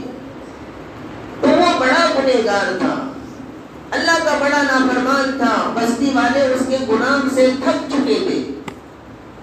آخر بستی والوں نے بیٹھ کر کے مشورہ کیا، ایک میٹنگ کی. ایک بات تو میں یہ کہہ دوں کہ کبھی کسی کو حقیر نہیں سمجھنا چاہیے. کبھی کسی گناہگار کو، کوئی گنہگار گندا نہیں ہوتا ہے، اس کا گناہ گندا ہوتا ہے. انسان گندا نہیں ہوتا، وہ جو گناہ کر رہا ہے نا وہ گناہ گندا ہے. انسان تو سب پاکیزہ ہے. تو وہ نوجوان، اس کے بارے میں بستی میں میٹنگ ہوئی، مشورہ ہوا کہ بھائی اس نوجوان کو بستی سے باہر نکال دو، اس نوجوان کو بستی سے باہر نکال دو. اگر یہ نوجوان ہماری بستی میں رہا تو اس کی وجہ سے باقی کے نوجوان بھی خراب ہو جائیں گے، بگڑ جائیں گے. اس کو بھگاؤ یہاں سے. اور کوئی بھی اس کی مدد نہیں کرے گا، کوئی اس کا ساتھ نہیں دے گا. تو بستی میں یہ جب مشورہ ہوا، مشورے میں یہ بات طے ہوگی تو لوگوں نے اعلان کر دیا کہ بھائی فلاں نوجوان بستی سے باہر نکل جائے. اور پہلے زمانے میں ایسی آبادی نہیں کہ یہاں سے نکل گئے تو آگے پھر آبادی، بڑے بڑے جنگلات اور ریگستان ہوا کرتے تھے. اب بستی والوں نے اعلان کر دیا کہ بھائی فلاں نوجوان وہ ہماری بستی سے نکل جائے اور کوئی بھی اس کی مدد نہیں کرے گا. اب وہ بیچارہ نوجوان گناہ کرنا چاہتا نہیں تھا، اللہ کی نافرمانی کرنا نہیں چاہتا تھا، لیکن پھر بھی گناہ کر لیا اس نے. اب بستی والوں نے جب اعلان کیا تو وہ پریشان ہو گیا کہ اللہ میں کیا کروں.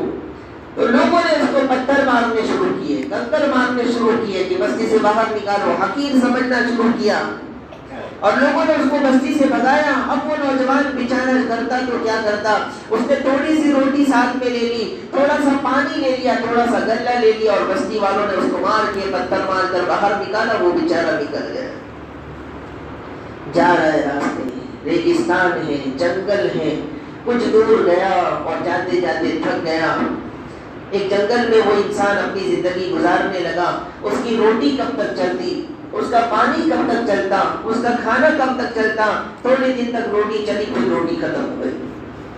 اس کا غلہ تھوڑے دن تک چلا اور غلہ بھی پھر اس کا ختم ہو گیا. اب وہ نوجوان بیچارہ بھوک لگی ہے، کھانے کی کوئی چیز نہیں ہے، پیاس لگی ہے، پینے کی کوئی چیز نہیں ہے. وہ انسان پریشان ہے، غلہ ختم ہو گیا، پانی دور دور تک اس کو کہیں بھی پانی نظر نہیں آ رہا ہے. وہ پریشان ہو کر کے تڑپ رہا ہے، بیمار ہو گیا، بخار ہے، بیمار ہے، اور اتنا کمزور ہو گیا کہ اب وہ چلنے کے قابل نہیں ہے. اور وہ کمزور ہو کر کے زمین پر یوں گرا ہوا ہے، یوں زمین پر پڑا ہوا ہے. اسے بالکل بھی چلنے کی طاقت نہیں ہے اور کوئی اس کی مدد کرنے کے لیے بھی تیار نہیں. اب وہ بیچارہ نوجوان اندر اندر غمگین ہے. اس کو لگ رہا ہے کہ اب کوئی میرا ساتھ دینے والا نہیں. دل میں اللہ تعالیٰ سے یوں بیٹھے بیٹھے سوال کرتا ہے، لیٹے بیٹھے کہ یا اللہ پوری زندگی تیری نافرمانی میں گزر گئی. یا اللہ اتنا گناہ کیا کہ بستی والوں نے مجھے پتھر مار کر نکال دیا، آج تک تیری نافرمانی کرتا رہا.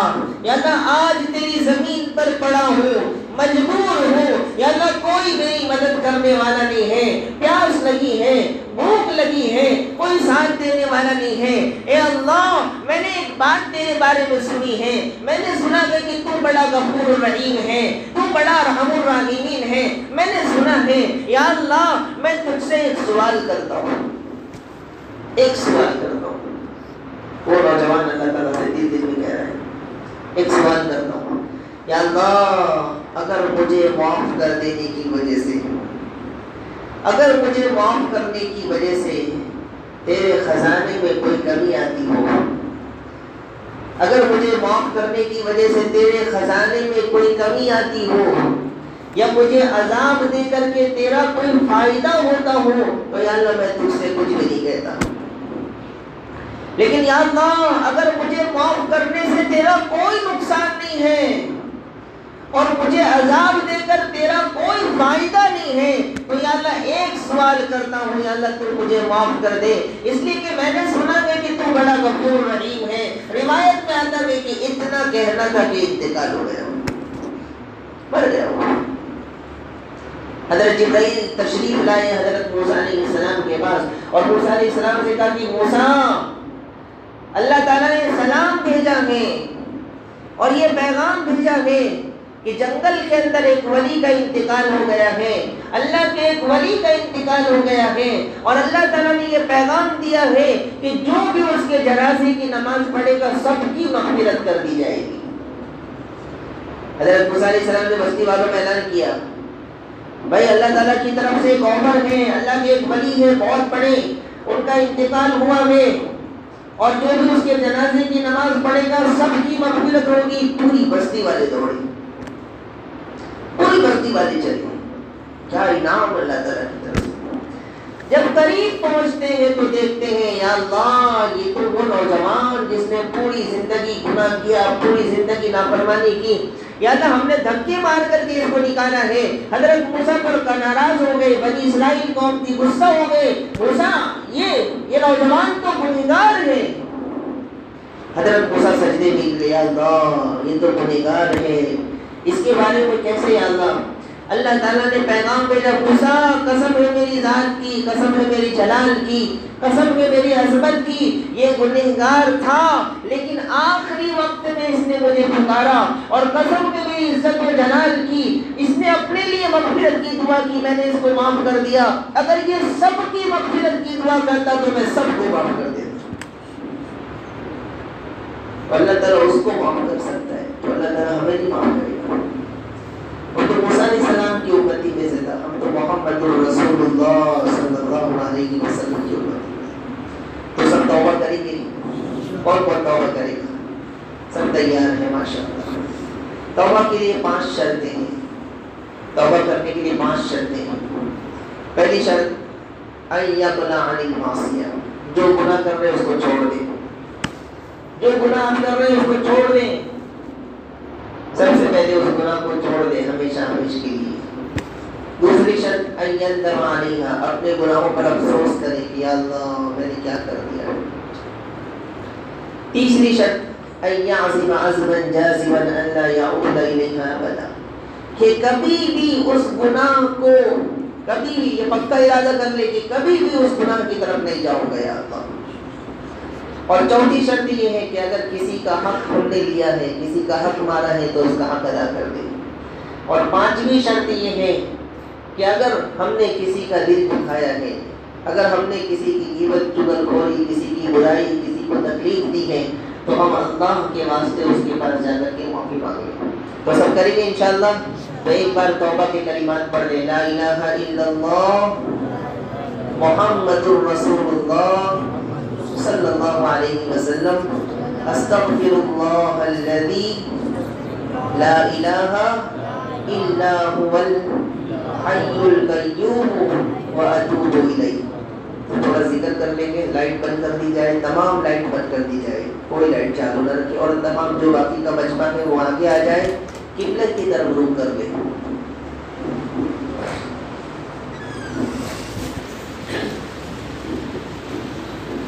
لائٹ بند کر دیں، اوپر کی بھی لائٹ بند کر دیں۔ اللہ کا نام جب ہم لیں گے تو اللہ کا دل نرم ہوگا، اللہ تعالیٰ کو اور زیادہ ہم پر رحم آئے گا۔ اوپر کی لائٹ بھی بند کر دے، جو مجمع اوپر ہے لائٹ بند کرو، بند کرو۔ پورا مجمع قبلے کی طرف بیٹھ جائے۔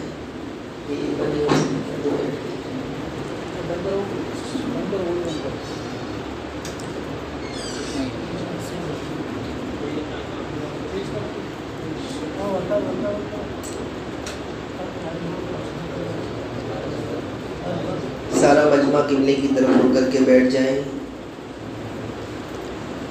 پورا دھیان اللہ کی طرف ہو۔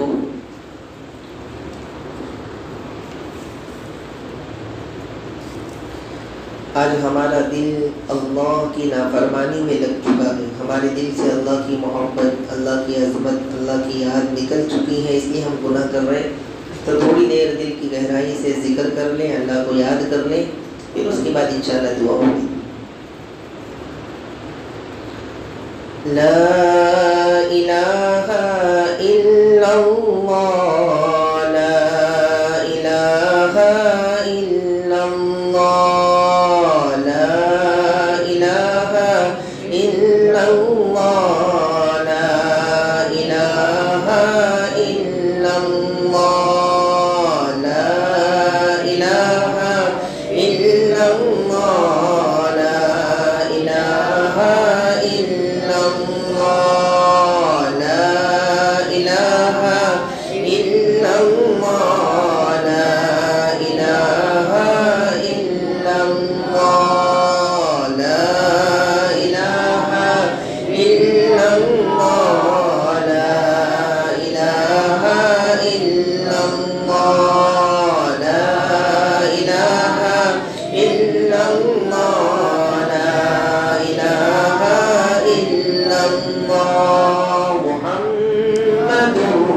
رسول اللہ صلی اللہ علیہ وسلم۔ درد کے ساتھ دل کی گہرائی سے اللہ کو یاد کرتے ہوئے، اللہ ہمیں دیکھ رہا ہے، ہم اللہ کو دیکھ رہے ہیں، دل کی گہرائی سے بلند آواز سے ذکر کریں، لا الہ الا اللہ، لا الہ الا اللہ، لا الہ الا اللہ، لا الہ الا اللہ، لا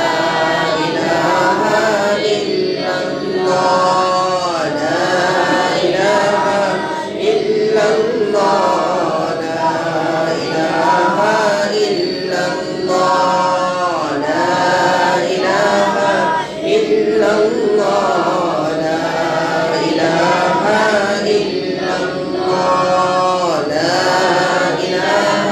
الا اللہ، لا الہ الا اللہ، لا الہ الا اللہ، لا الہ الا اللہ، محمد رسول اللہ صلی اللہ علیہ وسلم۔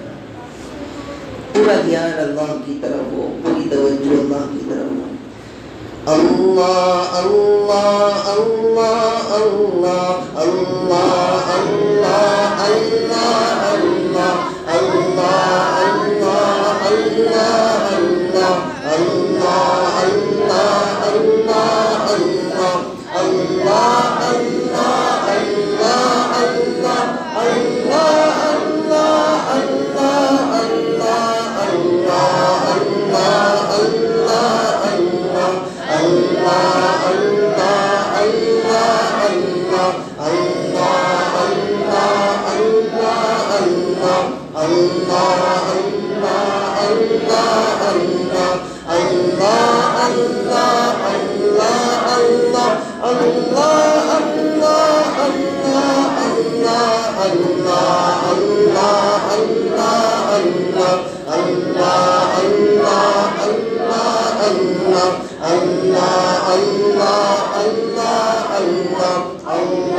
اللہ اللہ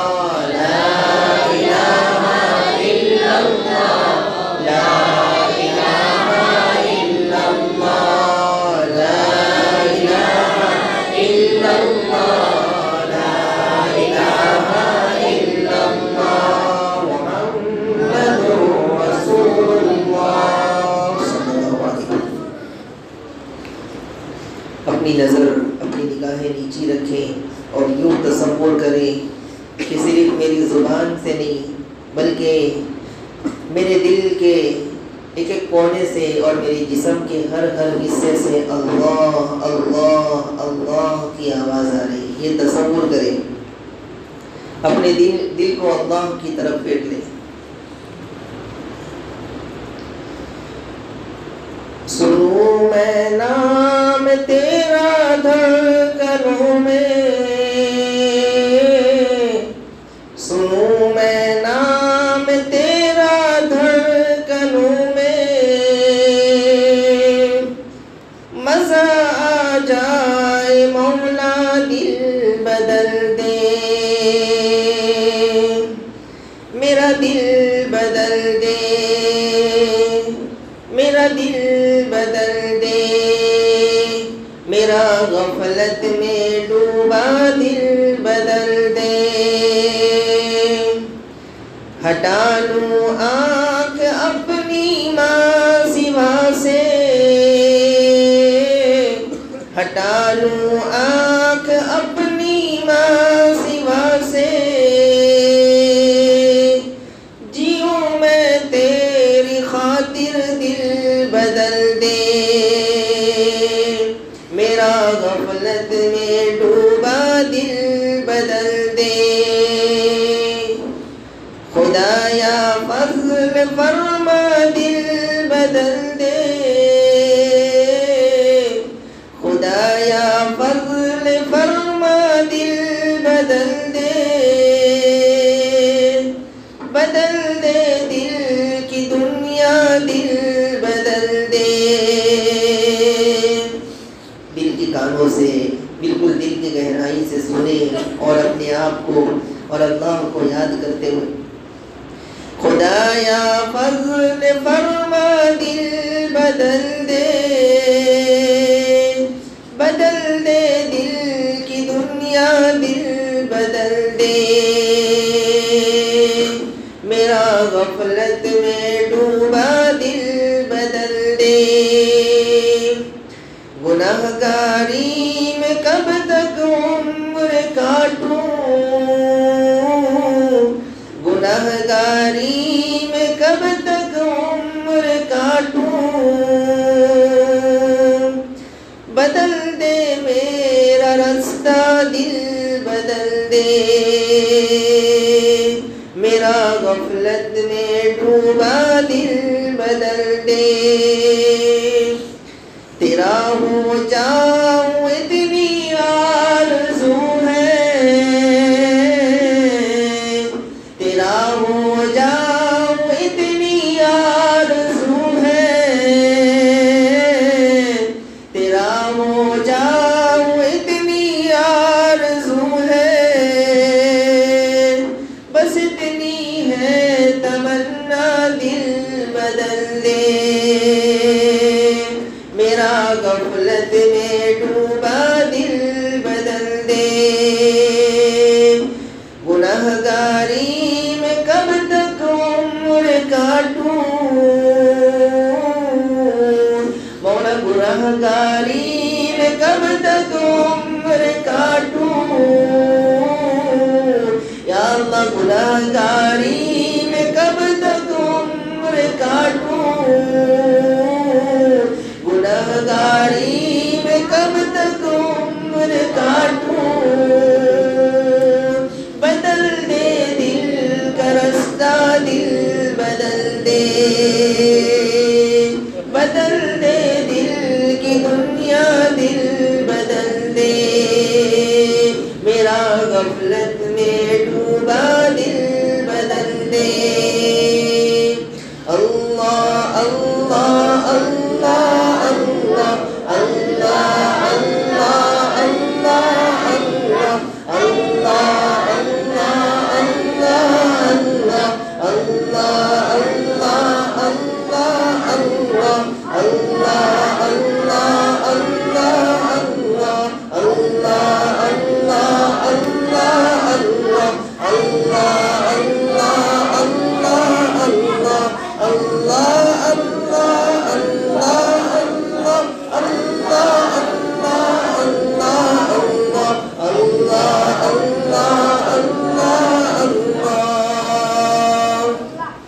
لا الہ الا اللہ محمد رسول اللہ صلی اللہ علیہ وسلم۔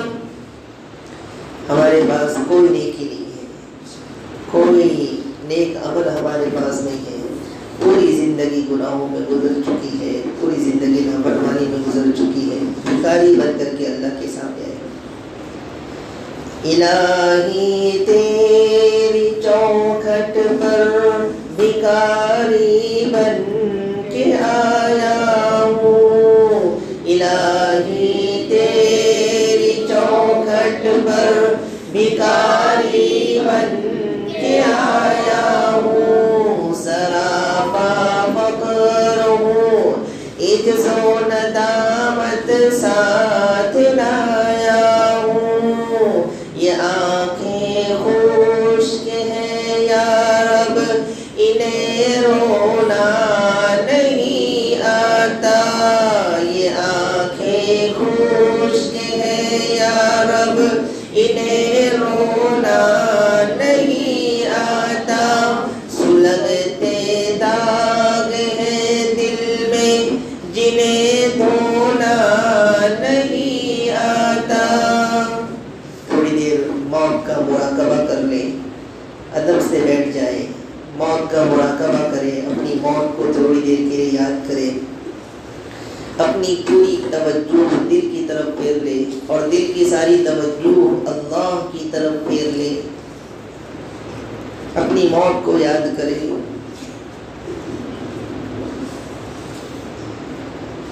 جس زمین پر اللہ کی نافرمانی کر رہے ہیں، کل ایک وقت آئے گا اسی زمین کے اندر دفن کر دیے جائیں گے۔ جس گھر میں ہم لوگ رات رات بھر گناہ کرتے ہیں، ایک وقت آئے گا کہ اسی گھر سے ہمارا جنازہ نکلے گا۔ روز سنتے ہیں مسجد کے مائک سے اعلان ہوتا ہے فلاں کا انتقال ہو چکا ہے، ایک وقت آئے گا مسجد کے مائک سے اعلان ہوگا کہ ہمارا انتقال ہو چکا ہے۔ دنیا کے اندر مچھر اور چونٹی کو برداشت نہیں کر سکتے، قبر کے سانپ اور بچھو کو کیسے برداشت کر پائیں گے؟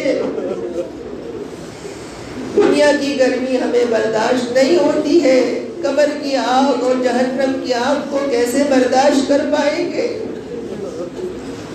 ہزاروں لوگوں کے جنازے کو اپنے کندھے پر اٹھا کر کے قبرستان تک لے کر کے گئے، ایک وقت آئے گا کہ لوگ ہمارے جنازے کو کندھے پر اٹھا کر کے لے جائیں گے۔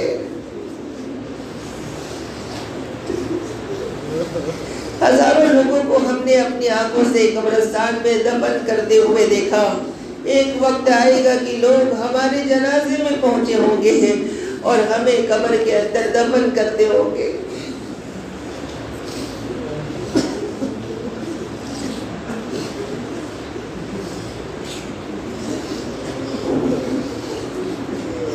تھوڑی سی آگ اگر ہمیں لگ جائے، انگلی میں چنگاری لگ جائے، کانٹا چبھ جائے، ہم برداشت نہیں کر پاتے، قبر کے سانپ اور بچھو کو کیا برداشت کر پائیں گے؟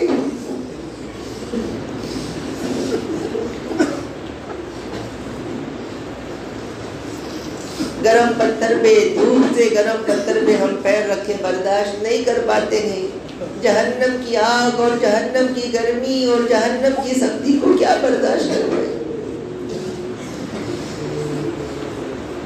گنہگاری میں کب تک عمر کاٹوں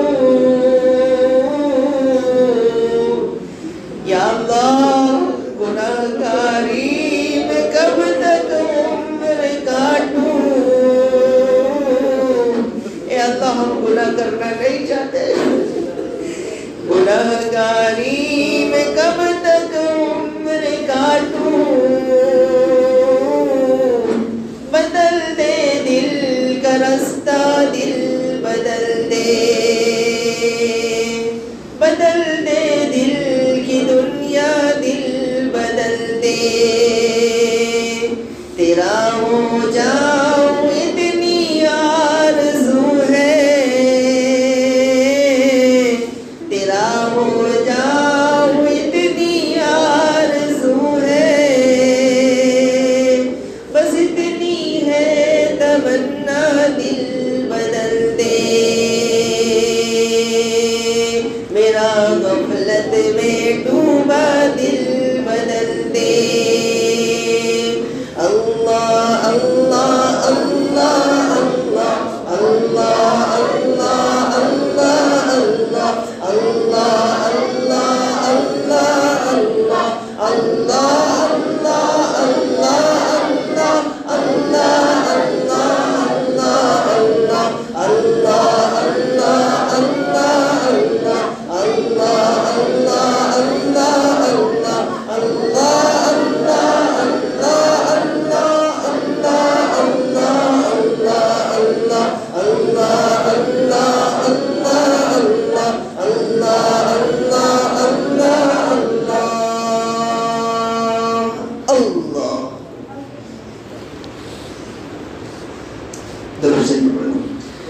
اللهم صل على محمد بعدد كل داء ودواء يا رب لك الحمد كما ينبغي لجلال وجهك وعظيم سلطانك يا رب صل وسلم دائما ابدا على حبيبك خير الخلق كلهم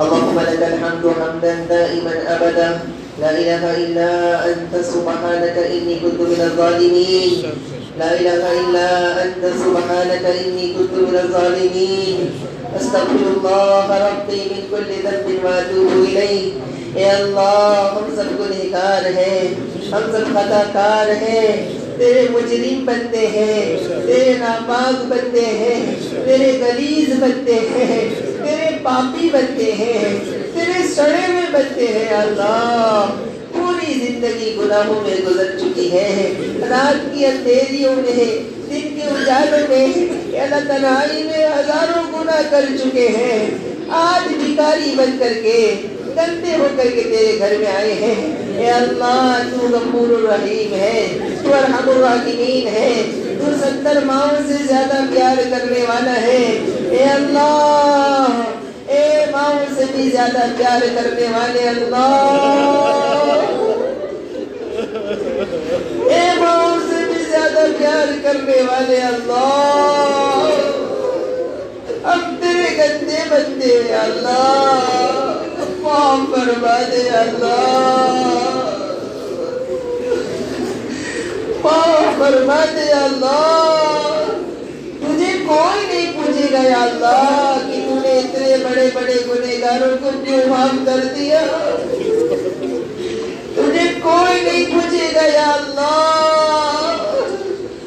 آج اگر تو نے معاف نہیں کیا تو کب معاف کرے گا اللہ اور کون سی رات ہوگی یا اللہ ہم تیرے گھر میں بیٹھے یا اللہ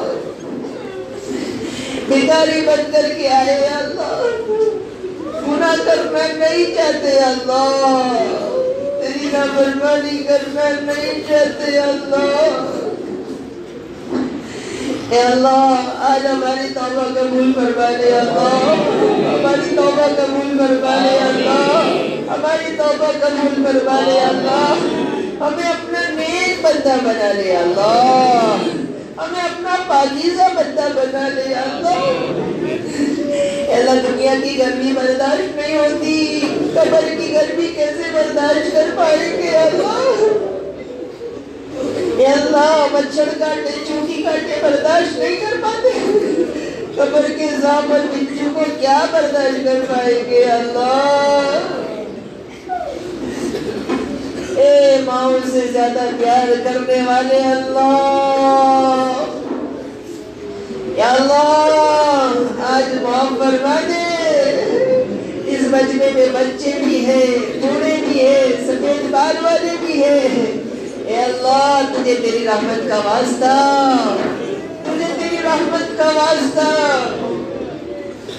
ہمارے پاس تو کچھ نہیں ہے اللہ ہم تو خالی ہاتھ ہے اللہ بھکاری بن کر کے بیٹھے یا اللہ گناہ کے سوا کچھ نہیں ہے اللہ تیری رحمت سے امید لگائے بیٹھے اللہ رحم فرما دے کرم فرما دے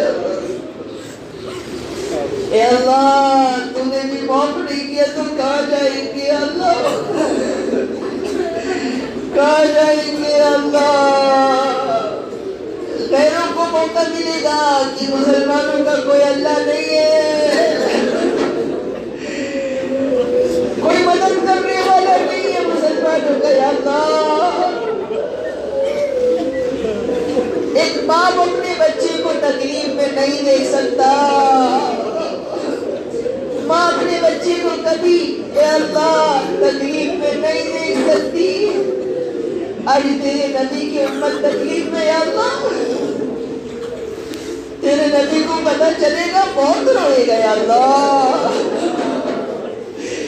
اے اللہ تیرے نبی نے طائف میں ہمارے لیے پتھر کھائے تھے تاکہ میری امت کو آرام مل سکے آج تیرے نبی کی امت پر ظلم ہو رہا ہے اللہ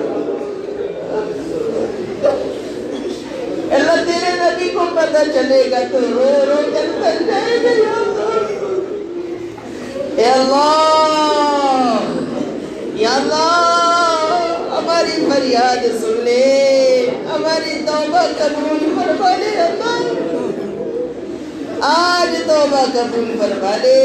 ہم کمزور ہیں اللہ، گندے ہیں اللہ، گنہگار ہیں اللہ، ہمیں ایسی توبہ کی توفیق نصیب فرما کہ اس کے بعد کبھی کوئی گناہ نہ ہو یا اللہ۔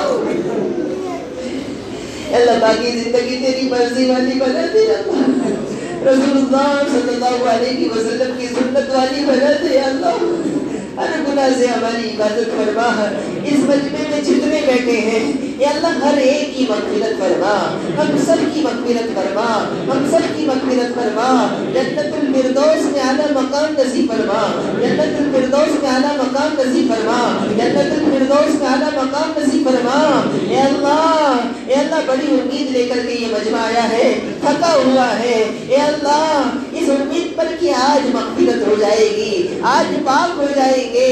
اے اللہ ایک چھوٹا سا بچہ جب اپنے کپڑے میں پیشاب کرتا ہے، اپنے کپڑے میں پاخانہ کرتا ہے، اس کی ماں جب اسے دیکھتی ہے تو نفرت نہیں کرتی ہے یا اللہ، اس کے پیشاب کو صاف کرتی ہے، اس کے پاخانے کو صاف کرتی ہے، اس کے گندے کپڑے کو پاک کرتی ہے۔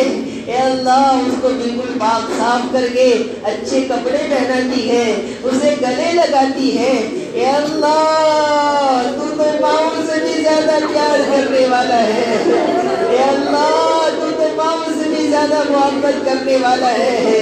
اے اللہ ہم بھی گندے ہو کر کے آئے ہیں، ناپاک ہو کر کے آئے ہیں، اے اللہ گندی زندگی لے کر کے آئے ہیں، آج تیرے سامنے ہاتھ پھیلائے ہیں، بھکاری بن کر کے بیٹھے ہیں، بھکاری بن کر کے بیٹھے ہیں۔ اے اللہ 70 ماؤں سے زیادہ پیار کرنے والے اللہ ہمارے گندے لباس کو اتار دے، ہمارے گناہوں کو پاک صاف کر دے، ہمیں تقوی والا لباس پہنا دے، ہمیں تیری بندگی والا لباس پہنا دے۔ اے اللہ ہماری بھی مغفرت فرما، پورے رشتہ داروں کی مغفرت فرما، جتنی مذکورات گھر میں ہیں اے اللہ تمام کی مغفرت فرما، پورے محلے والوں کی مغفرت فرما، پوری امت کی مغفرت فرما، امت محمدیہ پر رحم فرما، مسلمانوں کی مدد فرما۔ اے اللہ مسلمانوں کا صرف اتنا قصور ہے کہ وہ تجھے مانتے ہیں، اے اللہ تیرا کلمہ پڑھتے ہیں، اے اللہ دنیا میں کوئی ہماری فریاد سننے کے لیے تیار نہیں ہے۔ آج مبارک رات ہے، ہم تیرے بارگاہ میں فریاد کرتے ہیں، اے اللہ غیب سے ہماری مدد فرما دے، مسلمانوں کی مدد فرما۔ اے اللہ مساجد کی حفاظت فرما، مدارس کی حفاظت فرما، خانقاہوں کی حفاظت فرما، مکاتب کی اور مراکز کی حفاظت فرما، دین کی اسلام کی حفاظت فرما، مسلمانوں کی مدد فرما۔ ہم سب کو حلال طیب پاکیزہ برکت والی روزی نصیب فرما دے، حرام روزی سے ہماری حفاظت فرما دے۔ اے اللہ ایمان پر باقی رکھ، ایمان پر خاتمہ نصیب فرما، موت کے وقت کلمہ نصیب فرما، موت کی سختی سے قبر کی سختی سے ہم سب کی حفاظت فرما، ہمارے والدین کو بہترین بدلہ نصیب فرما، ہمارے والدین کی عمر میں خوب برکت نصیب فرما۔ اے اللہ ہم سب کی جان میں مال میں عزت و آبرو میں خوب برکت نصیب فرما۔ اے اللہ اس مجمع میں جتنے بیٹھے ہیں ہر ایک کے دل میں جو بھی جائز نیتیں ہیں، جو بھی جائز ارادے ہیں تجھے سب معلوم ہے، مجھے نہیں معلوم ہے، تو سب جانتا ہے، ہر ایک کے دل کی جائز نیتوں کو قبول فرما لے، ہر ایک کے دل کے جائز ارادے کو قبول فرما لے۔ اے اللہ ہم سب کے تمام رکے ہوئے کاموں کو غیر سے پورا فرما دے۔ اے اللہ ہم سب کے تمام مقاصد میں کامیابی نصیب فرما۔ اے اللہ ہم سب کی تمام مشکلوں کو آسان فرما، رکاوٹوں کو دور فرما۔ اے اللہ ہم سب کی دعاؤں کو ہمارے حق میں اور پوری امت کے حق میں قبول فرما لے۔ ربنا هب لنا من ازواجنا وذرياتنا قرة اعين واجعلنا للمتقين اماما۔ جزا الله عنا محمدا ما هو اهله صلى الله عليه وسلم۔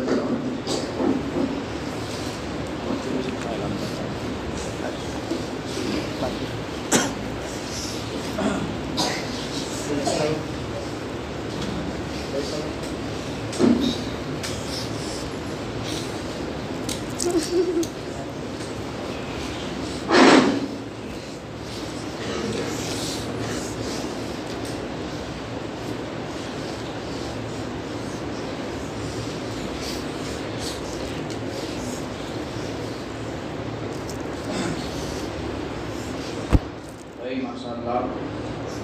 اللہ تعالیٰ نے جو بات ہم سب کے لیے ضرورت تھی اور بےحد ضروری تھی، اللہ نے ایسی بات ہم کو سنائی، ایسی میں امید رکھتا. اور ہمارے مجلس کا جو عنوان تھا رحمت الہی اور توبہ کی اہمیت، عین اسی موضوع پر ماشاءاللہ اللہ نے ہم کو بات سنائی. اور میں آپ حضرات سے درخواست کرتا ہوں کہ آپ لوگ جو ہے اپنا تعلق علماء کرام سے، دیندار لوگوں سے، علم والوں سے مضبوط بنائے رکھے. یہ ہمارے ایمان کی، اعمال کی حفاظت کرنے والے ہیں. اور ساتھ ہی ساتھ میں آپ سے ایک میں عرض بھی کرنا چاہتا ہوں، درخواست ہماری یہ ہے کہ آپ جو ہے اپنے جو بھی مسائل ہیں دنیاوی دینی جو بھی مسائل ہیں کیسے بھی ہوں، آپ وہ علماء کرام سے معلوم کر کے اس کو سالو کرنے کی کوشش کریں. آج کل یہ سارے ایسے فیملی پرابلمس ہیں، پرسنل پرابلمس ہیں جو ہم خود سے سالو کرنے کی کوشش کرتے ہیں تو پھنس جاتے ہیں. علماء کرام اور دین کے انبیاء کے وارث ہیں، تو ہم جو ہے ان سے اپنا تعلق مضبوط بنائیں گے انشاءاللہ تعالیٰ. ماشاءاللہ مفتی صاحب ہیں، ان کا ہمارا تعلق کافی پرانا ہے ماشاءاللہ. اور جتنے بھی ہمارے یہاں پہ ساتھی بڑے مجاہد وغیرہ ہیں اور مبارک سمیر وغیرہ، آپ لوگ تمام ساتھی بےحد اس کی عزت کرتے ہیں، محبت رکھتے ہیں. ہم بھی جو ہے انشاءاللہ ان سے تعلق میں رہے تاکہ ہمارے ایمان عمل کی سلامتی. ہم نیت کریں انشاءاللہ کہ رمضان کے بعد بھی ایسی مجلس ہے ہمارے اس مسجد کے اندر میں انشاءاللہ کم سے کم مہینے میں ایک مرتبہ ہونا چاہیے. ارے بولو کہ ہونا چاہیے. ایسی توبہ کی مجلس ہیں اور ایسے ماشاءاللہ نورانی مجلس ہیں ہر مسجد کے اندر میں کم سے کم مہینے میں ایک مرتبہ اگر ہوگی انشاءاللہ تو ہمارے جسم، ہماری روح اور ہمارا انشاءاللہ زندگی کو پورا صفایا ہو گیا. تو کریں گے سب کی فکر انشاءاللہ. آئندہ کی جو مجلس ہے تاخرات وہ 25ویں تاخرات ہوگی. اس میں انشاءاللہ مفتی عبدالعزیز صاحب باگے واڑی کے تشریف لا رہے ہیں. شروع میں مجھے ایسا لگا تھا جب مفتی صاحب بھی آئے تھے 4-5 بچے بیٹھے تھے میرے سامنے، میں بہت نروس تھا تھوڑا بہت کہ اتنا ہم لوگ کوشش کر لی کہ کوئی نہیں. ماشاءاللہ دیکھیں اللہ نے 5 سے جو ہے وہ 100 کر دیا. تو آپ لوگ آئندہ کی مجلس میں پہنچے انشاءاللہ. تراویح پڑھنے کے بعد میں اسی مجلس میں انشاءاللہ بیان ہوگا. تمام آئے ہوئے لوگوں کے لیے چائے کا انتظام کیا گیا، آپ لوگ چائے پی کر چلے جائیں.